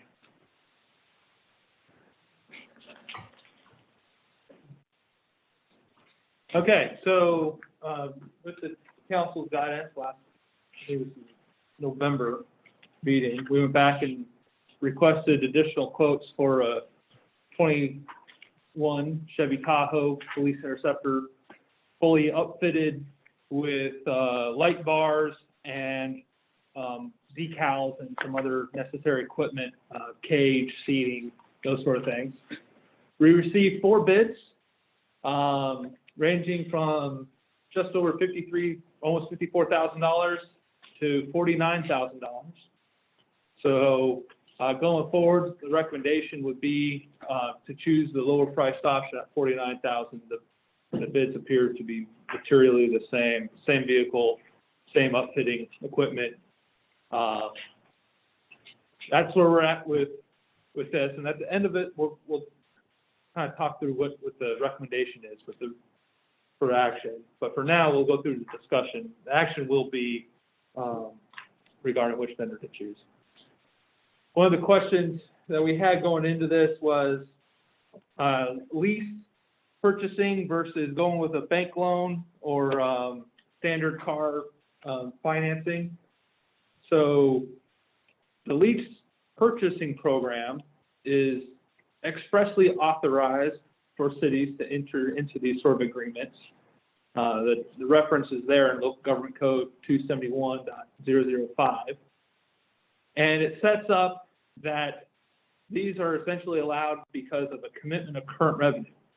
And this is where Kent's going to get, I'm sure, weigh in at some point in the conversation regarding what is and what is not a debt. The lease purchasing program allows you to essentially finance a purchase without incurring a debt. So as a clause in the Local Government Code, a contract for the acquisition, including the lease of real or personal property, a police vehicle is personal property under this law,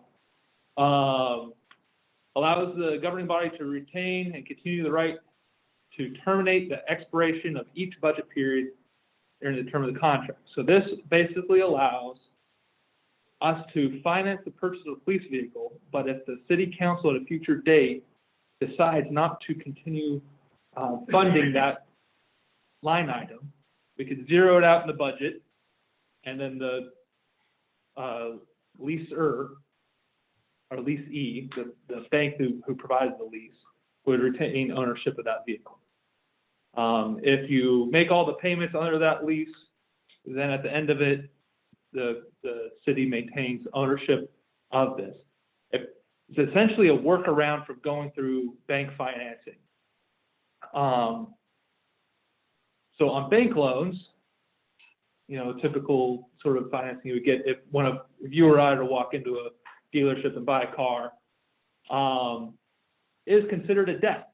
So under the Supreme Court decision of a while back, I think it was in the 1890 something or other,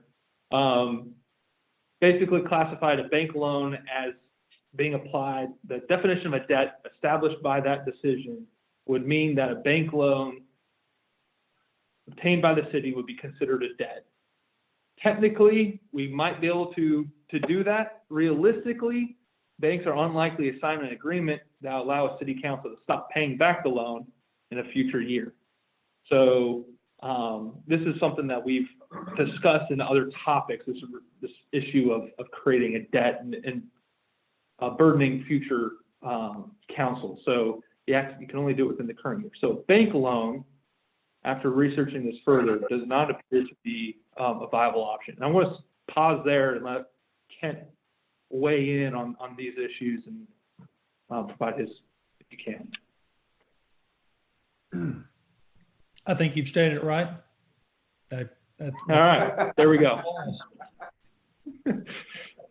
So we did go out as we were researching all the available options. We did see a quote for a bank loan note, and we could get a certain interest rate on that. You would have to create a sinking fund and everything else and get it approved by the Attorney General's office for issuing of debt and everything. Basically a big, long, drawn-out process that is likely too difficult and too expensive for us to do on such a small purchase.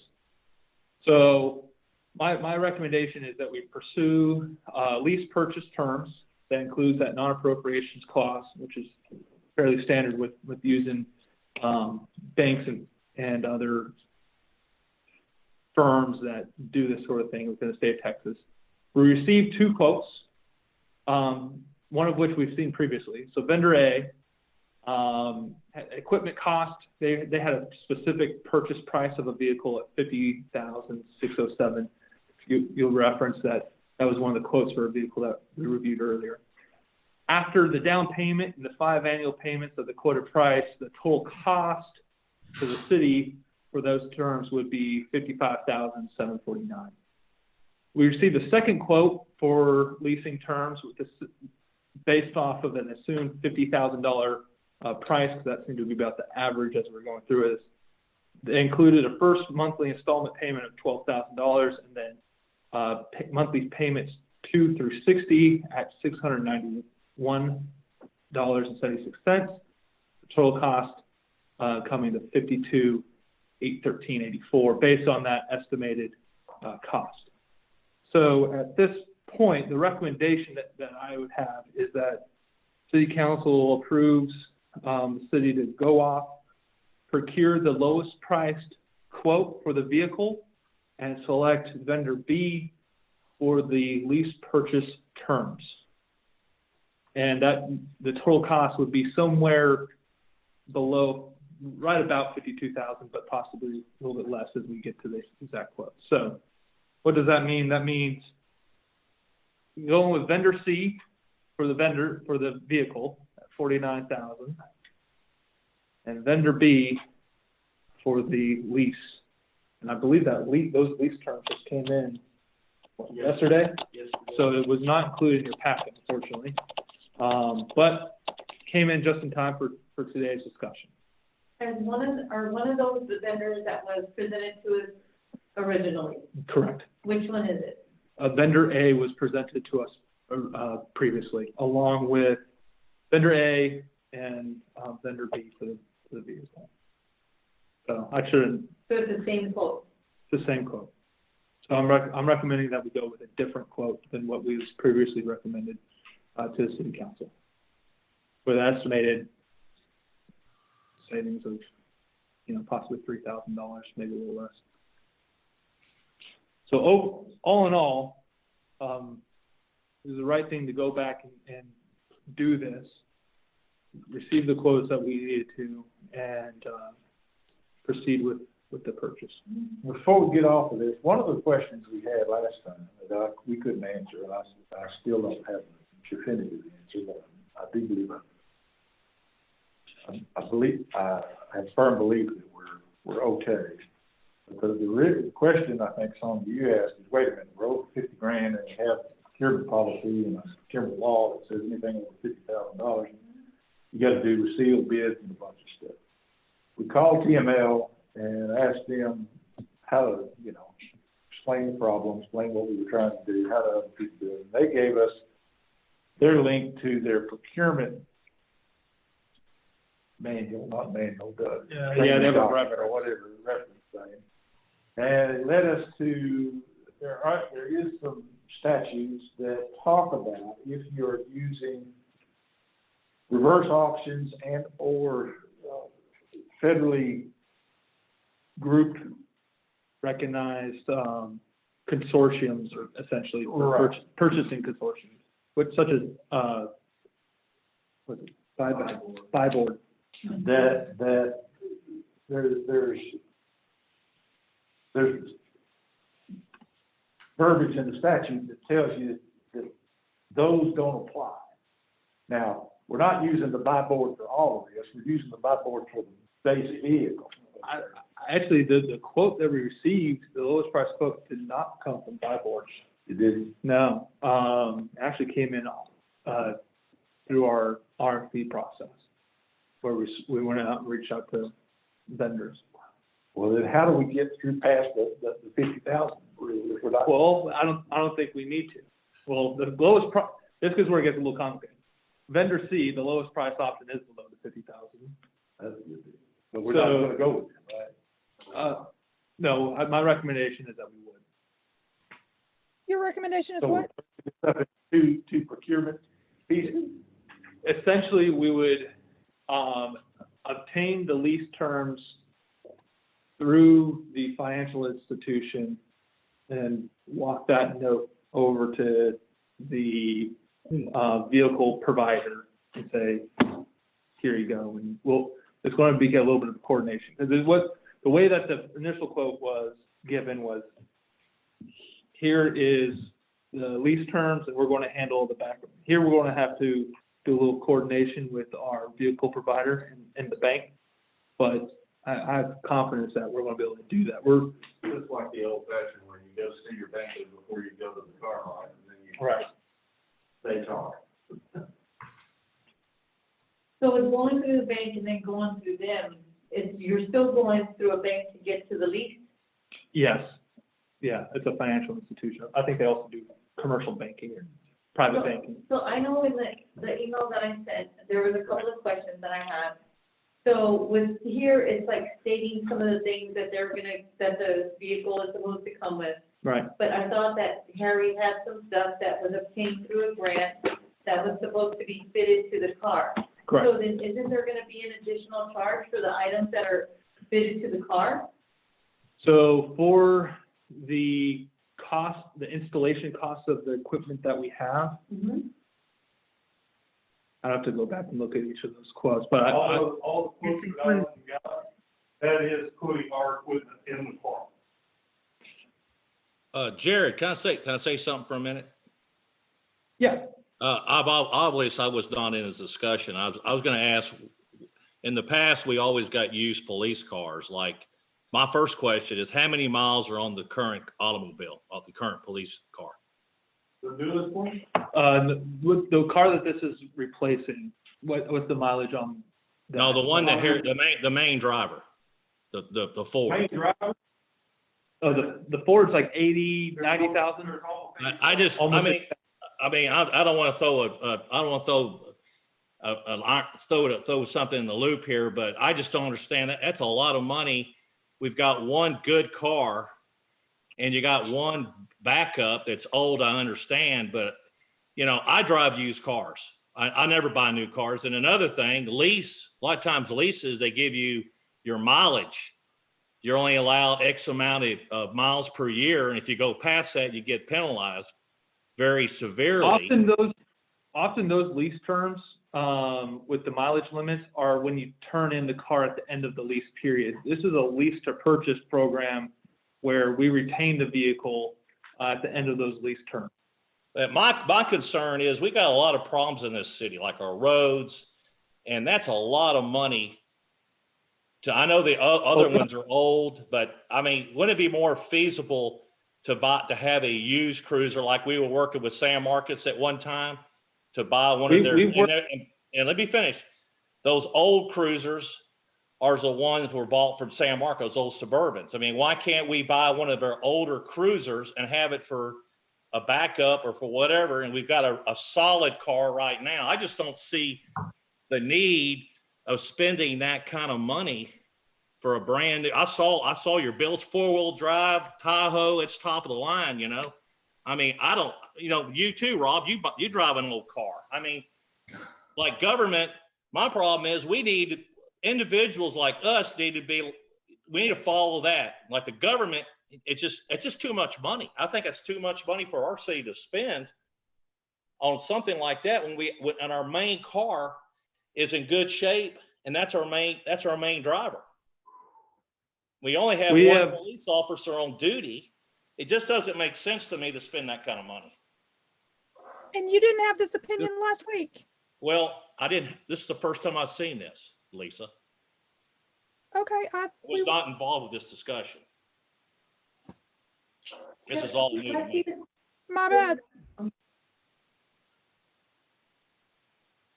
Go ahead, son. I wanted to see the quote that you recommended. You said we didn't have it in the packet. The lease terms, we do have the quote for the vehicle. So, and then where it states like what he has that they're installing in the vehicle, so there's not a separate charge, is what you said. I don't know which one it is. Yeah, it's gonna take me a second. 2 monthly. Because you said we didn't have that one in the packet, right? We had the vehicle quote in the package. We did not have the quote of the leasing terms in the package. Can you tell me which paper it is? It totals to 49,000.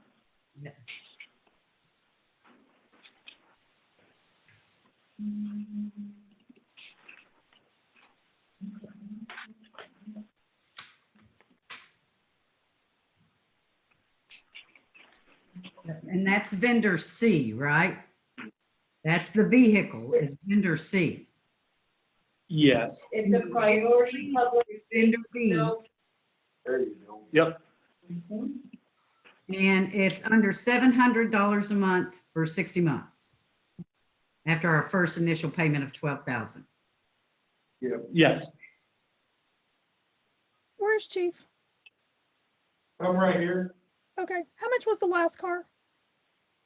I'm sorry. How much was the newest car we have?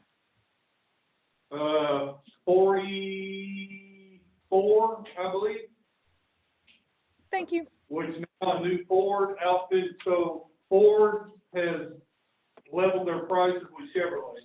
The reason we didn't get a Chevrolet last time is because I could get an outfitted Ford for pretty much the base price of a Chevrolet. Got it. And I wanted to just add, to answer Mr. Platt's question, I'm all about used vehicles as well. However, when we go into used patrol cars, here's a 2015 police Chevrolet Tahoe with 40,000 miles on it, and they want almost $30,000 for it.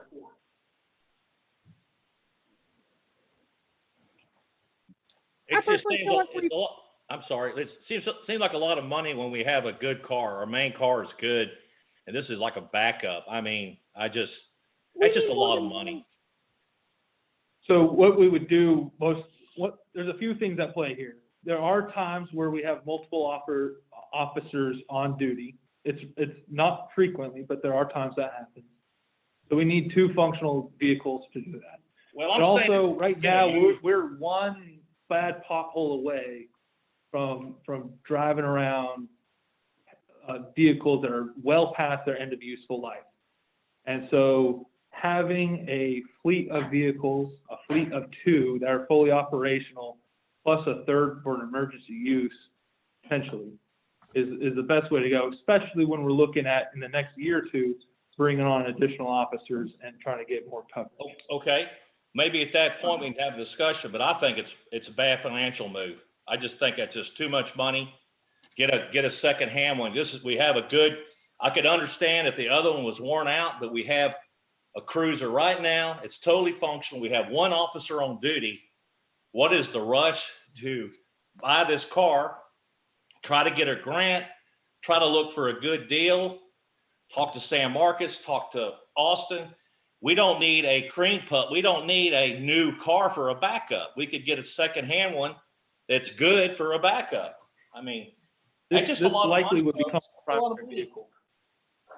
I mean, This vehicle would likely become we the got primary others. vehicle. You know, the taxpayers, but you got to take care of the taxpayers. You know, I just think that's a bad way to spend our money. That's just my personal But opinion. you realize, Mike, that this is not a spend all at one time. But This is still, over the course of 5 years. that's the point. I don't buy new cars. Well, My car has 300,000 miles on it. I take care of them. I maintain them. It's just and you got the lease. That's a lot of money. You know, we're just a little town. We're not Austin where we're patrolling, down the interstate. I mean, I just think it's just too much money. I think we ought to go with the route with a used vehicle. That's my opinion. Okay, Mike, we got it. Got it. I want to be on the record on that, by the way. you're always on the record. Good. That's a good thing. The installation cost that Councilmember Villalobos brought up is included on the quote. It's the last 4 or 5 items on that quote, and the quote name for those who downloaded it off your email is estimate_4653 is the beginning name of that quote. On here? Yes, so it's the last 4 items before the total price. So you see the labor to install customer supplied graphics, the wiring harness, that's for the Motorola radio, and then the labor to install the radio, internal speaker, wiring harness, the stalker radar, watch guard system, and the docking station, which is our equipment that we have in storage. I had a question about the maintenance. When we lease this vehicle, what kinds of maintenance are included in this lease? We are responsible for all maintenance. Okay. Another expense. It would be in any way. At a time here, Sam's got the floor. One other question about maintenance. When we have one person using a patrol vehicle, is there some kind of punch list or list that say, clean the vehicle, fill it with gas? Is there some kind of maintenance punch list the officer has to perform when the vehicle is from one officer to the other? Or does he just get the key and start it up and go? I mean, is there some kind of maintenance punch list? There's an inspection list. You walk around the vehicle, you check it to make sure I don't get the vehicle from you with a big, huge dent in it. The vehicles, of course, are maintained by the city of San Marcos Garage, who maintains all the city of San Marcos' vehicles. You got a very good deal on that. All been paid for is material. All oil changes, tires, anything we need, we schedule an appointment, we take it over there. Okay. Yeah, we don't, I'm not aware of us having a preventive maintenance checks and service list. That we Make sure they're dull in the car, make sure the tires are aired up properly. You know, it's just the small things. We don't go into in-depth detail. Okay, no, it's fine. That's something that helps the vehicle last longer in between uses, of course, if there is a punch list. So I'd like to say that we do a pretty good job based on the fact that we're driving vehicles that are, 15 years old, have almost 200,000 miles on them, and they're held together with bubble gum and baling wire. And we keep them going. Okay. And then we do have the grant for $12,000 for the initial payment. Not a grant, some of them. It's our money. So in the grants that we were applying for, we've applied for a grant last 3 years, I believe. It had a matching component. And so $12,000 has been set aside in our capital improvement fund for that matching component if and when we got the grant. And after 3 years of not getting the grant, we're going to proceed with, the recommendation is to proceed with purchasing the vehicle through this lease purchase program to get one. Is there an We expiration? may pursue, go ahead. I'm sorry, is there an expiration date on any of these opportunities with the lease to purchase program? December 12th is the vehicle expiration date, and December 20th on the leasing terms. So this council previously made the decision to move forward this direction. Is that correct? That is correct. Yes. Yeah. And it is included in the budget that was passed. And we included it in the budget. That's right. Okay, so we had some people that we shut down because Sam was talking a while ago. Lisa, was that you? I'm good. Thank you. Okay, and Mike, you wanted to break in for something? No, I'm totally against it. That's my opinion. Okay, we got that. I think it's a big mistake. And Jan, you got anything you want to discuss on this? I'm assuming since it's a new vehicle, there is a warranty also, correct? The manufacturer's warranty, yes. Yes, okay. Yeah, that's, So that brings to, somebody make a motion. We either need to table this or we need to go ahead with it and see how it falls or something. I make a motion that we move forward with the procurement of a new police vehicle based on the state administrator's recommended vendors. I don't have those All right. papers in front of me. Do we have a second? Anybody want a second? I'll second.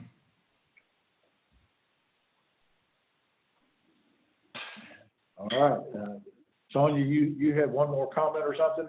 Yes, I just wanted to know, are we trying to do this just before the year is up? Or why do we have to do it now?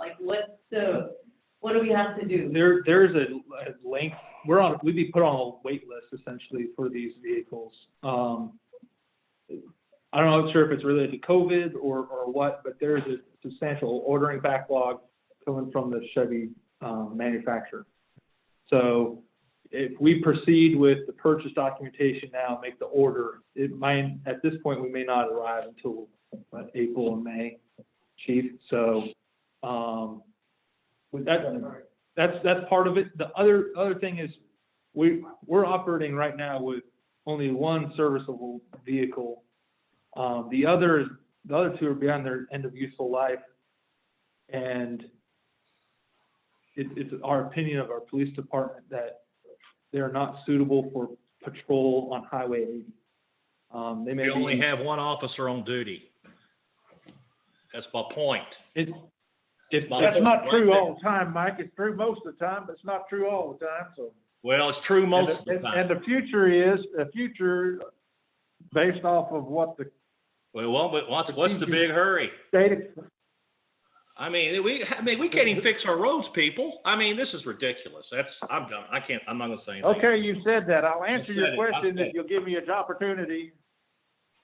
The big hurry that we were trying to explain was that if we order it now, we might get it in April and have it ready to go at some point in time before the end of the next fiscal year. The plan that we discussed in the future budget years was that we've currently got 2 police officers effectively. There's 4 physical people, but there's really 2 equivalents. And we want to grow that back to 3 and expand the coverage. And when we get to 3, we're going to need another vehicle. And it needs to be a vehicle that can stand the rigors of police work, real police. We already have So, no, we're going to need 2 because we're going to have 3 people. Well, I just We're said we've one always basketball told you away in the past. from not being able to do patrols on Highway 80. So that's the answer to your question of why we want to start now. Is things move so slow around here that if we start now, we might get one before we get somebody else standing ready to go. And that you asked the question of why we need to hurry. That's the only reason we need to hurry. What if those 2 neighborhoods de-annex? We lose 40% of our revenue. I mean, we gotta save for a rainy day, folks. We gotta And the save for a kicker rainy day.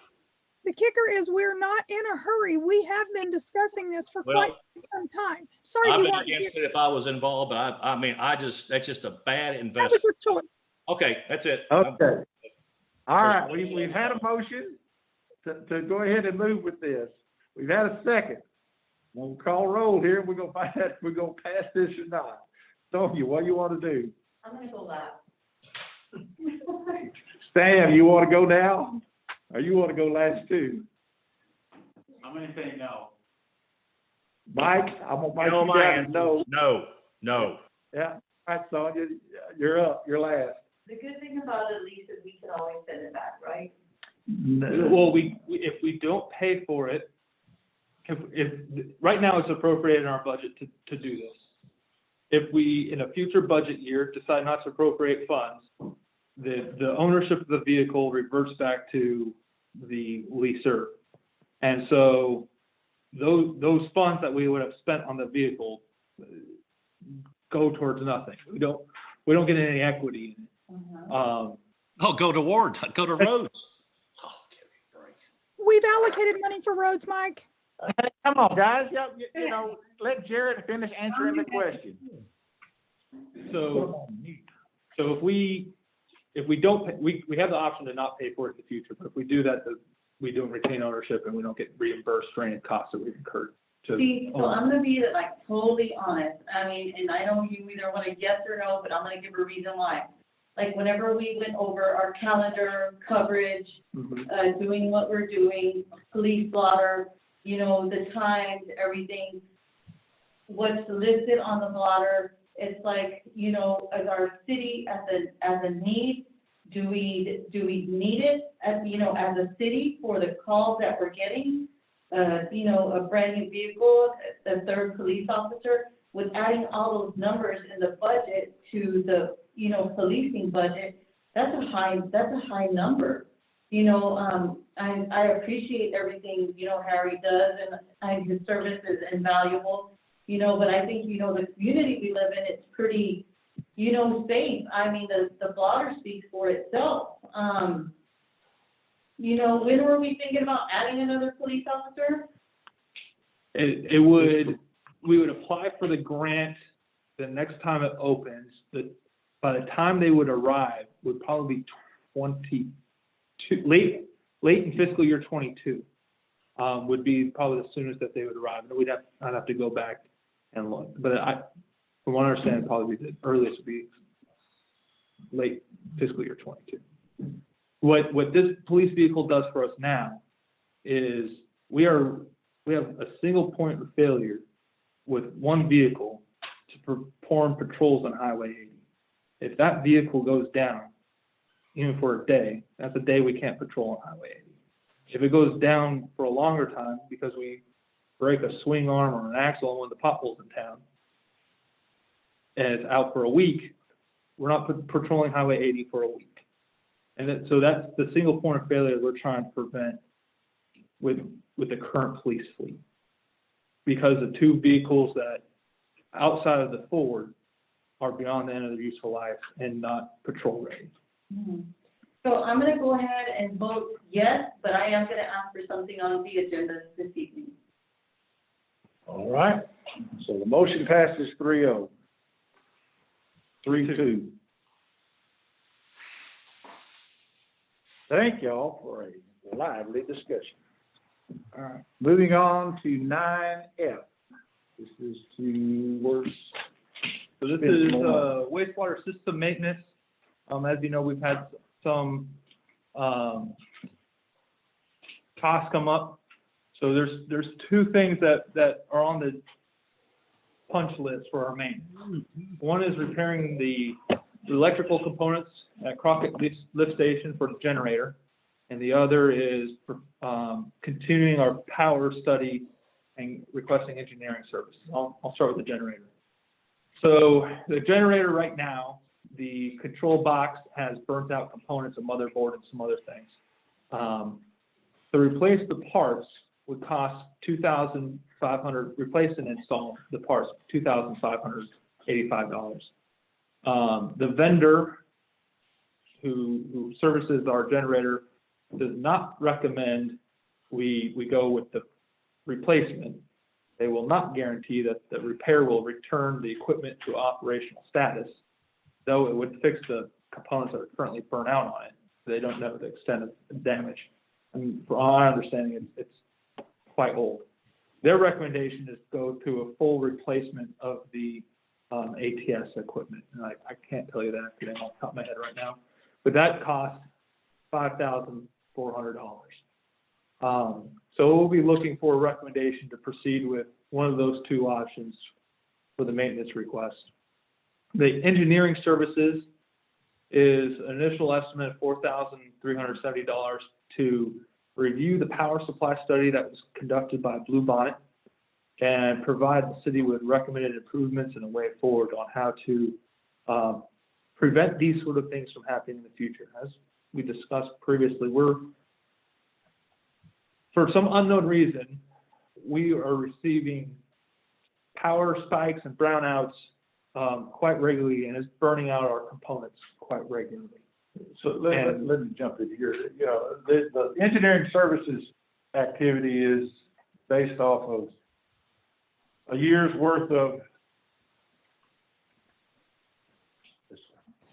each one of our lift stations has a remote monitoring system tied to it. So when the floats start triggering and saying it's filling up and not getting drained quick enough, or if the power goes off, or if something goes wrong, it sends a signal saying, hey, come fix me. After a year of all these come fix me's, we have kind of honed in on the fact that we have a lot of electrical components that were failing with burned areas, like they were getting too much juice. We went off and contacted Blue Bonnet and said, hey, you're sending us dirty juice. You got too many spikes in here. It's frying our components. You got to do something. They came out and strapped on some monitors and looked at it in electrical ease. We're not experts on this, and basically said, here's these thousands of, there's about 800 megs worth of data they gave us and said, see, just look at that. Everything's fine. We said, well, wait a minute, how come we're burning the components if everything's fine? And we have gotten into the juice supplier says, it's okay, it's not my problem. And our guy and the component saying, hey, something's wrong, and we're not smart enough to know what the heck is wrong. So the engineering services is to go get an electrical engineering crew out here and let them look at the data that Blue Box provided and look at our stuff and say, this is why all this stuff is failing. And I think that that's a good move, because we haven't added up the sum total, I don't think. Maybe you did do that, I don't know. Of all the, Virtual components. Hey, Jared, quick question for you.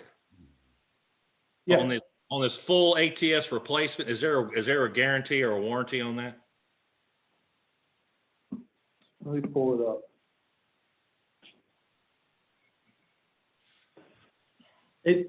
I have not had a chance to review it thoroughly. This came in this afternoon. So I know that it came with a quoted price. That's what I put on it, but let me pull it up. I can reference that quickly.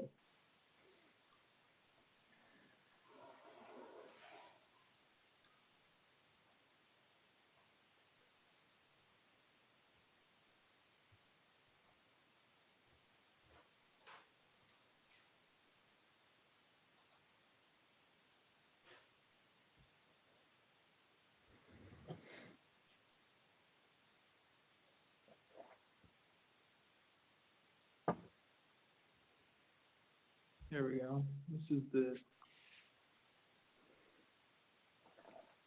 the quote, and these are the notes.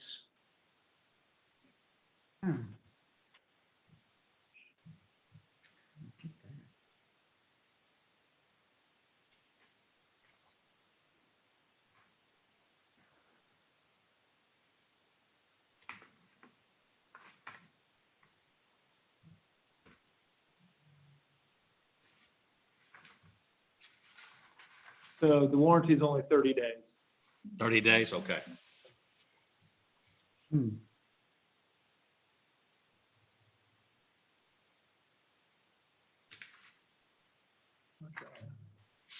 So real quick, the generator, how old is that piece of equipment? Probably 20 years. How long? I think it was purchased after the 98 flood. Oh, it's old then. Okay, thank you. So what you're recommending is either get the parts replacements or the full replacements, and also have the engineering services come in and check out our the power, how much power is going to it and what's causing problems. That's Right? correct. Okay, Correct. so they're looking at approximately, $10,000 if we do a full replacement. Okay. Well, the replacement's 5,000, and then the engineering services would not just be for the Crockett lift station, it would be for all of our lift stations. Oh, okay. Well, Because, that's, yeah. And that's fine. Crockett's not the only one experiencing power issues, unfortunately. Right.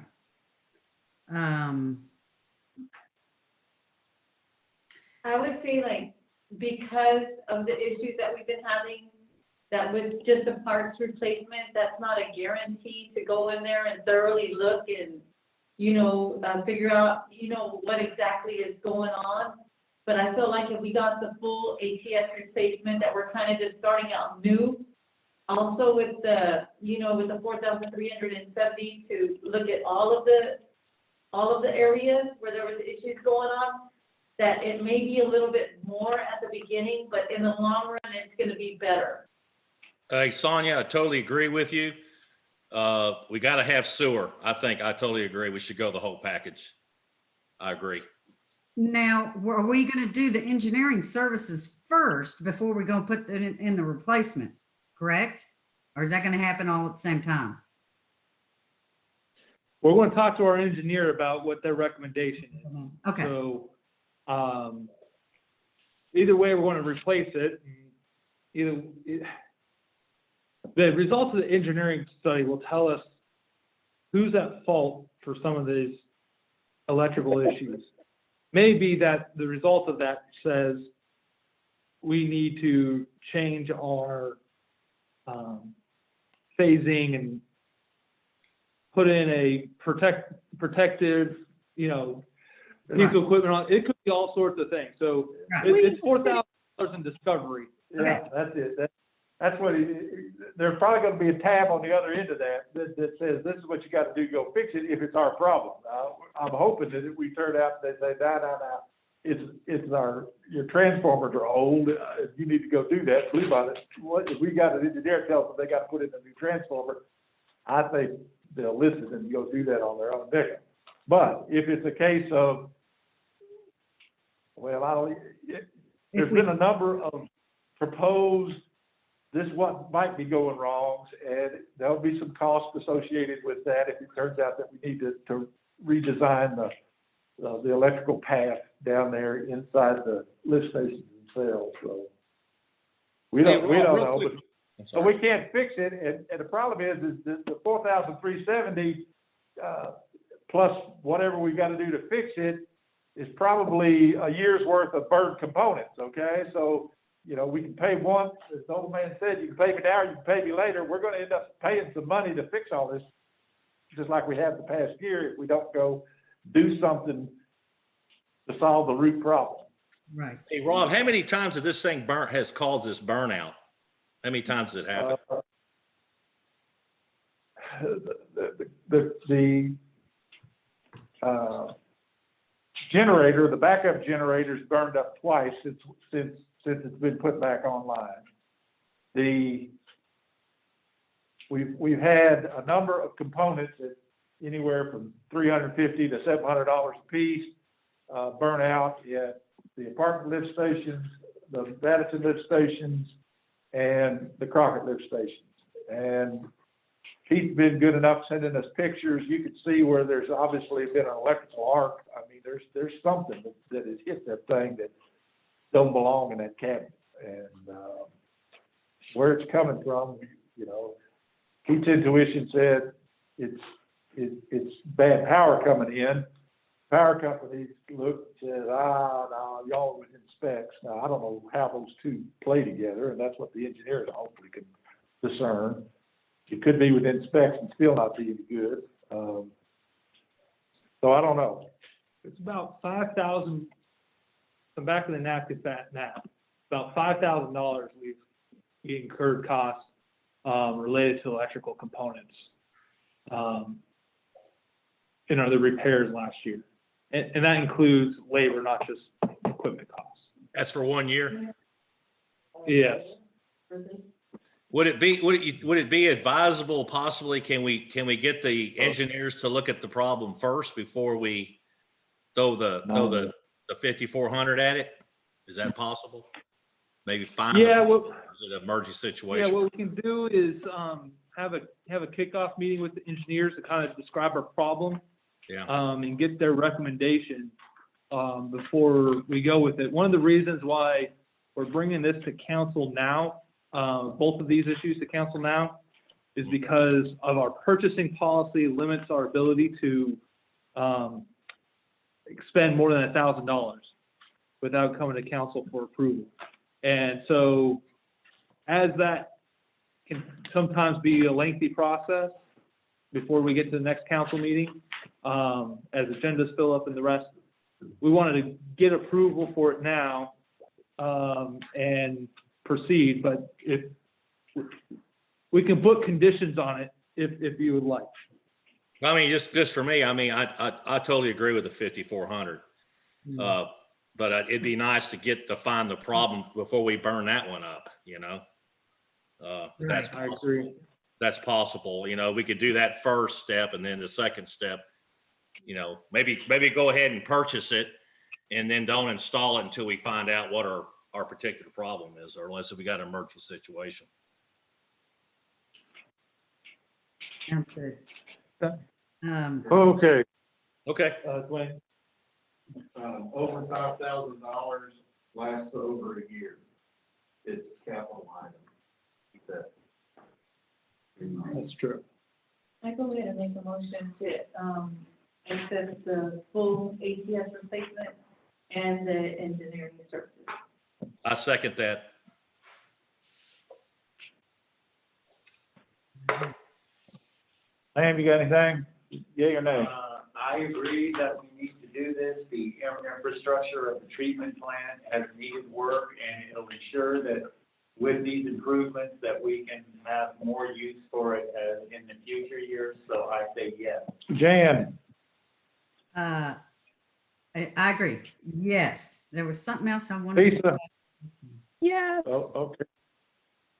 I can't remember. Jan, you had one more question? No, I can't remember what I was going to ask, but Okay, pass it I 5-0. think we need it. Very good. Oh, wait, I did have one more comment. Is that okay? Yeah, go ahead. Okay, just real quick. Is this money is going to come out of that capital, long-term? No, It's no, this is No, this okay. is budgeted. All right, that's fine. It's budgeted out. Maintenance Gotcha. is that bust the budget. Okay, that gets us down to section 10. Now, Sonia just pointed out that she's running off the agenda that came with the packet she's got. That was not the one that was posted. That was the one you sent out that we made the corrections on. And Yeah. the one that's posted out there, the one that's on here should be had those items in it. So The one that's posted out there. yes, it's the right one. Okay, that brings us to item 10 on the agenda, 10A, which is the traffic speeds along FM 1979. That question was raised I think it was the last meeting. It's been raised multiple times. Yeah, multiple times. We've received numerous calls, emails, complaints of traffic exceeding the speed limit along FM 1979 around the S-curve.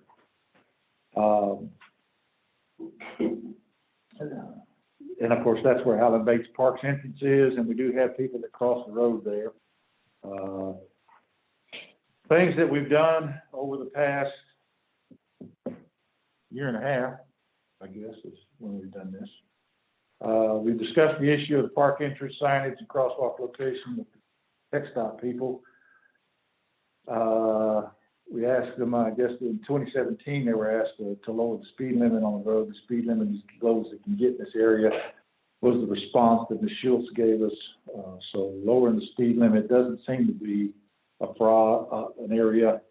We have not researched why she feels she can say that, but she is the TxDOT person responsible for Caldwell County, and I have no reason to doubt that she's given us wrong information. TxDOT did get the signage repaired that was out there and did knock down. That was a year ago.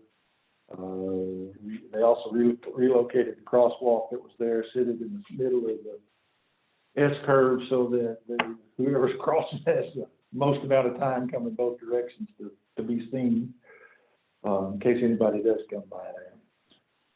We put the police out there several times. We haven't seen excessive speeds, but that's a little different than the complaints that come in, of course. The excessive speeds, it would be something that was citable, right? The complaints are that they're going faster than the 35 miles an hour. So at 36, that's true. They do. If somebody goes 36 miles an hour, they're exceeding the speed limit. Whether or not that would be considered excessive was probably something that we could talk about. We also looked at procuring radar signs. We've got those priced, et cetera. They're approximately $4,000 a sign. If and when we have some road maintenance money that we want to spend on those signs, it would probably be a good idea to go off and go do those. I would not do that over and above fixing potholes. I think it's much more dangerous to have potholes and other things that crop up during the year to spend our road maintenance money on. But since we have no facts and people keep saying, no, I see them, they're speeding out there, I know they are, we go out there and come back and say, well, we don't see any citations, and we spent police officers out there monitoring that for hours. What we decided to do, I guess what I decided to do, was say, Harry, go over there, and I want 10 hours in 2-hour segments, so five different times. where you go monitor with a radar gun traffic and write down how fast they're going for every car that comes by over a 2-hour period. And we are in the process of doing that. We've got three 2-hour sessions done, and we'll complete the rest of those here shortly. And when we do that, we'll come back in and show the facts of how fast people are really going out there and see if we can't spot some pattern or something that we might be able to take action on. The other thing is I say we ought to keep this in our back pocket for our radar signs, and that if in July of this coming year, at the end of our fiscal year, we look up and we say, hey, we haven't spent all our road maintenance money on other things that we need that are more important, then we ought to pull the trigger and go ahead and get some radar signs out there. That can only help. It can't hurt anything, except for the budget. Hey, Rob, quick question for you. Monitoring. Sam's got the floor right now. I'm sorry, Sam. Go ahead. Thank you. Yeah, I wanted to say a comment about the monitoring of the speed. Most of the time when people are driving and they see a police vehicle as they approach a curb or a road, they do tend to slow down. So I don't know if we could monitor the study in an unmarked vehicle and do a comparison. Because you know, and all of us know, when you see a police vehicle, you tend to slow down. Whether there's a person in the vehicle or not. A lot of times you see just a dummy vehicle sitting there and you'll slow down when you see it.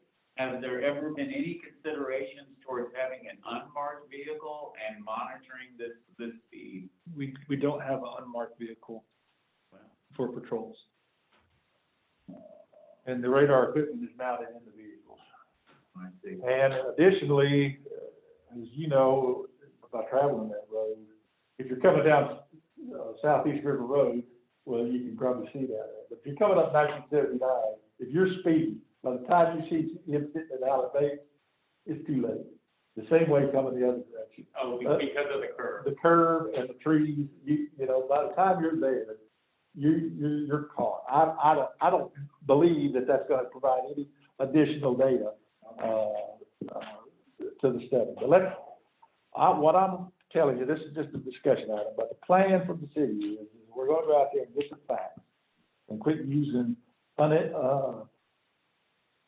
unprofessional eyeballs and opinions on what the speed is out there. We're going to go get radar readings and look at that, and then see if we can't figure out some way to go off and go improve that area. The more park, of course, that is where all our parkland is down there around that area between Allen Bates and of course phase one is phase one. The entrance to that one is on the 45-mile-an-hour speed limit. The speed doesn't reduce until it's this side of the phase one entrance. So the more work we put into the parks, the better we make those parks, the bigger this problem is going to be. So we need to be trying to figure out how to go fix it. But FM 1979 is a tech stop road. We are restricted to doing things that are there that are allowed by tech stop on those things. I just wanted to say, Mayor and council members, I believe that this issue is important, especially if it's been since 2017. I would like to see quotes of different signs, the signs that you were talking about. I would like to see quotes for the speed bumps that go on the road, you know, that you drive over. I would like to see those quotes. I think if we as a city can say that we're willing to spend close to $50,000 on a police vehicle and invest, that we could at least do $8,000 to create the pathway there, the walkway, a little bit safer for our community members that are using the park. So I think that, you know, being on the side of caution is better than just putting it on the back burner. So I think if we're actively just trying to seek TxDOT approved methods to slow down the traffic and going ahead and doing that, then that would be, you know, best. I also agree with Councilmember Clinton that you know, with, a police vehicle there, that vehicles will slow down. I don't think that's gonna be a true accurate study per se. But I think that the proactive method would be trying to secure these quotes and, you know, seeing TxDOT approved methods to go ahead and take care of that. Hey, can I make one point or 2 points real quick? You got the floor. Yeah, Sonia made a good point. Those rumble strips, those are very effective, I think, and they're very inexpensive, possible rumble strips, if TxDOT would let us do that. And my next question, is there any way TxDOT would split the cost with that on this, on these signs? Would they be willing to give us some money for these flashing? The answer to that question is the initial request of that was no. We asked them that, I asked them that, last, December. Okay, could we ask them about the rumble strips? That would be very, very inexpensive to do. And it would be a quick fix, or not a fix, but it could work, because those things really do work, and they get your attention when you hit those rumble strips. So I'd agree with Sonia. I think that would be maybe our first. We could do that probably pretty quick. It wouldn't be that much money if TxDOT will allow that. Or if we could just go through this by the signs, or, you know, whatever we need to do, that they would approve. The signage has been asked for. The answer was no. That they don't provide, I mean, like, we No. can't buy the signs from them? We can buy the signs, and they'll mount them on their pole, but they won't pay for the sign. Okay. Could you check on the rumble strips? Yeah, we'll get that. Okay, that would be, we could do that immediately, and that wouldn't cost that much, so. Okay, thank you.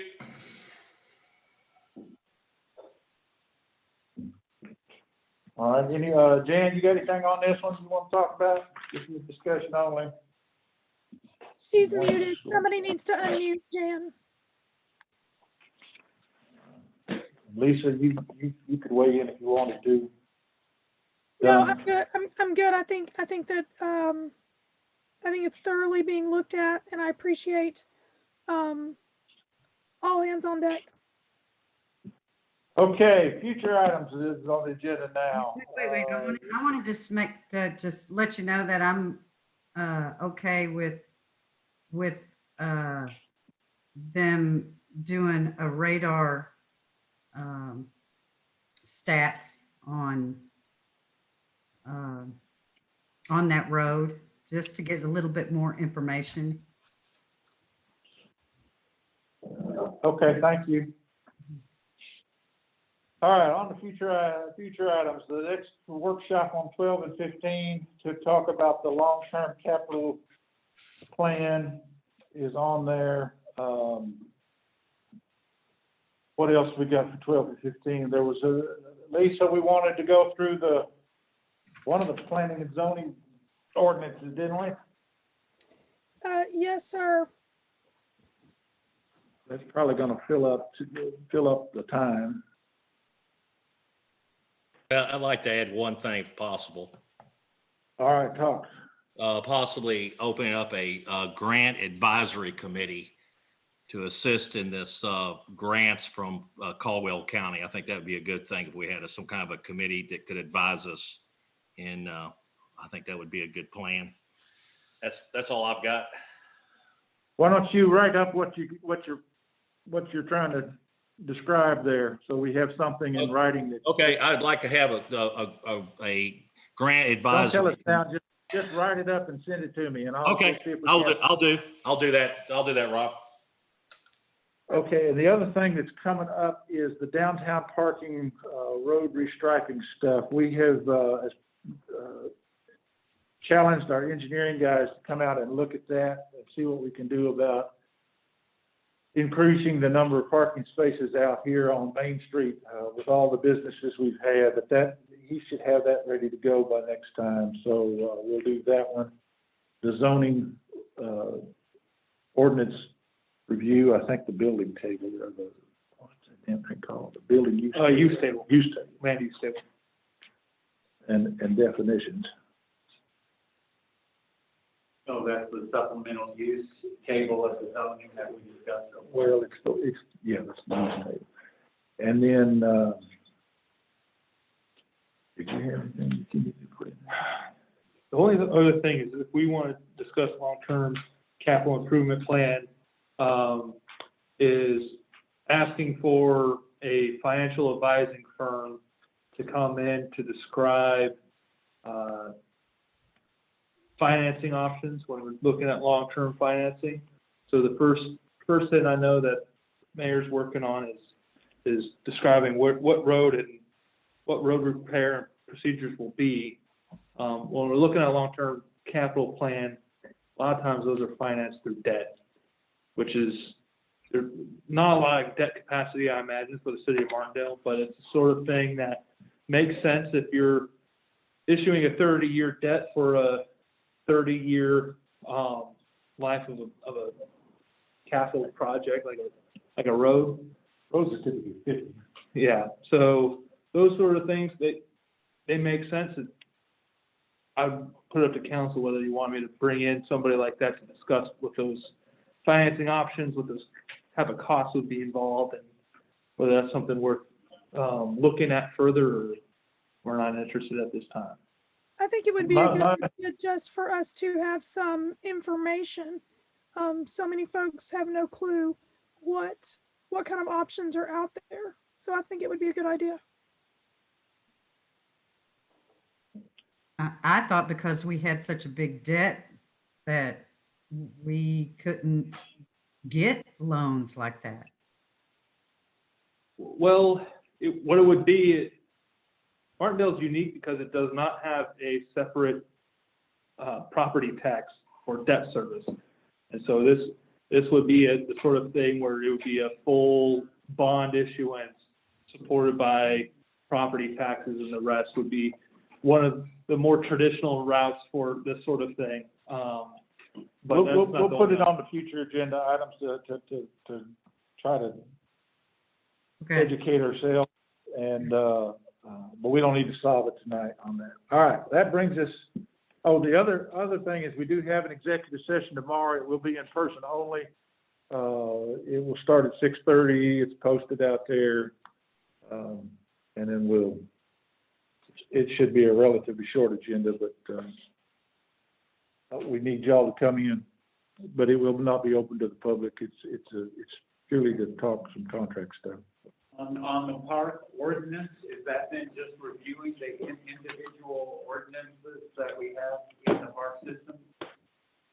Yeah, that's number chapter 93. You guys gave you all the chance to do that at the park commission a while back, and you kind of did that. The question was, do you want to add nudity or take it off the signs? And you told me you wanted to take it off the sign. So, well, we can discuss that too. Well, that's not going to be next week. We'll do that at some other time. And then, could I go ahead and ask something, or it could be a report sent to me, but what I'm requesting is a crime data analysis for 2020 for the city of Martindale. A what? Just talk to the chief about that and explain to him what you're looking for, and he'll tell you whether or not you can get it, and then we'll see. Okay, I'll send them an email. Send him an email. If you got an example of saying, hey, this is what Fred Marcus does. No, just like how many burglaries did Martindale have, how many, like for the analysis, crime data analysis for 2020. With that, we are due, what we got, Jan? I just had a question about the rolling ordinances. Are we just going to do one Okay. time per council meeting? We're going to go do, I think the first one that we talked about, this was,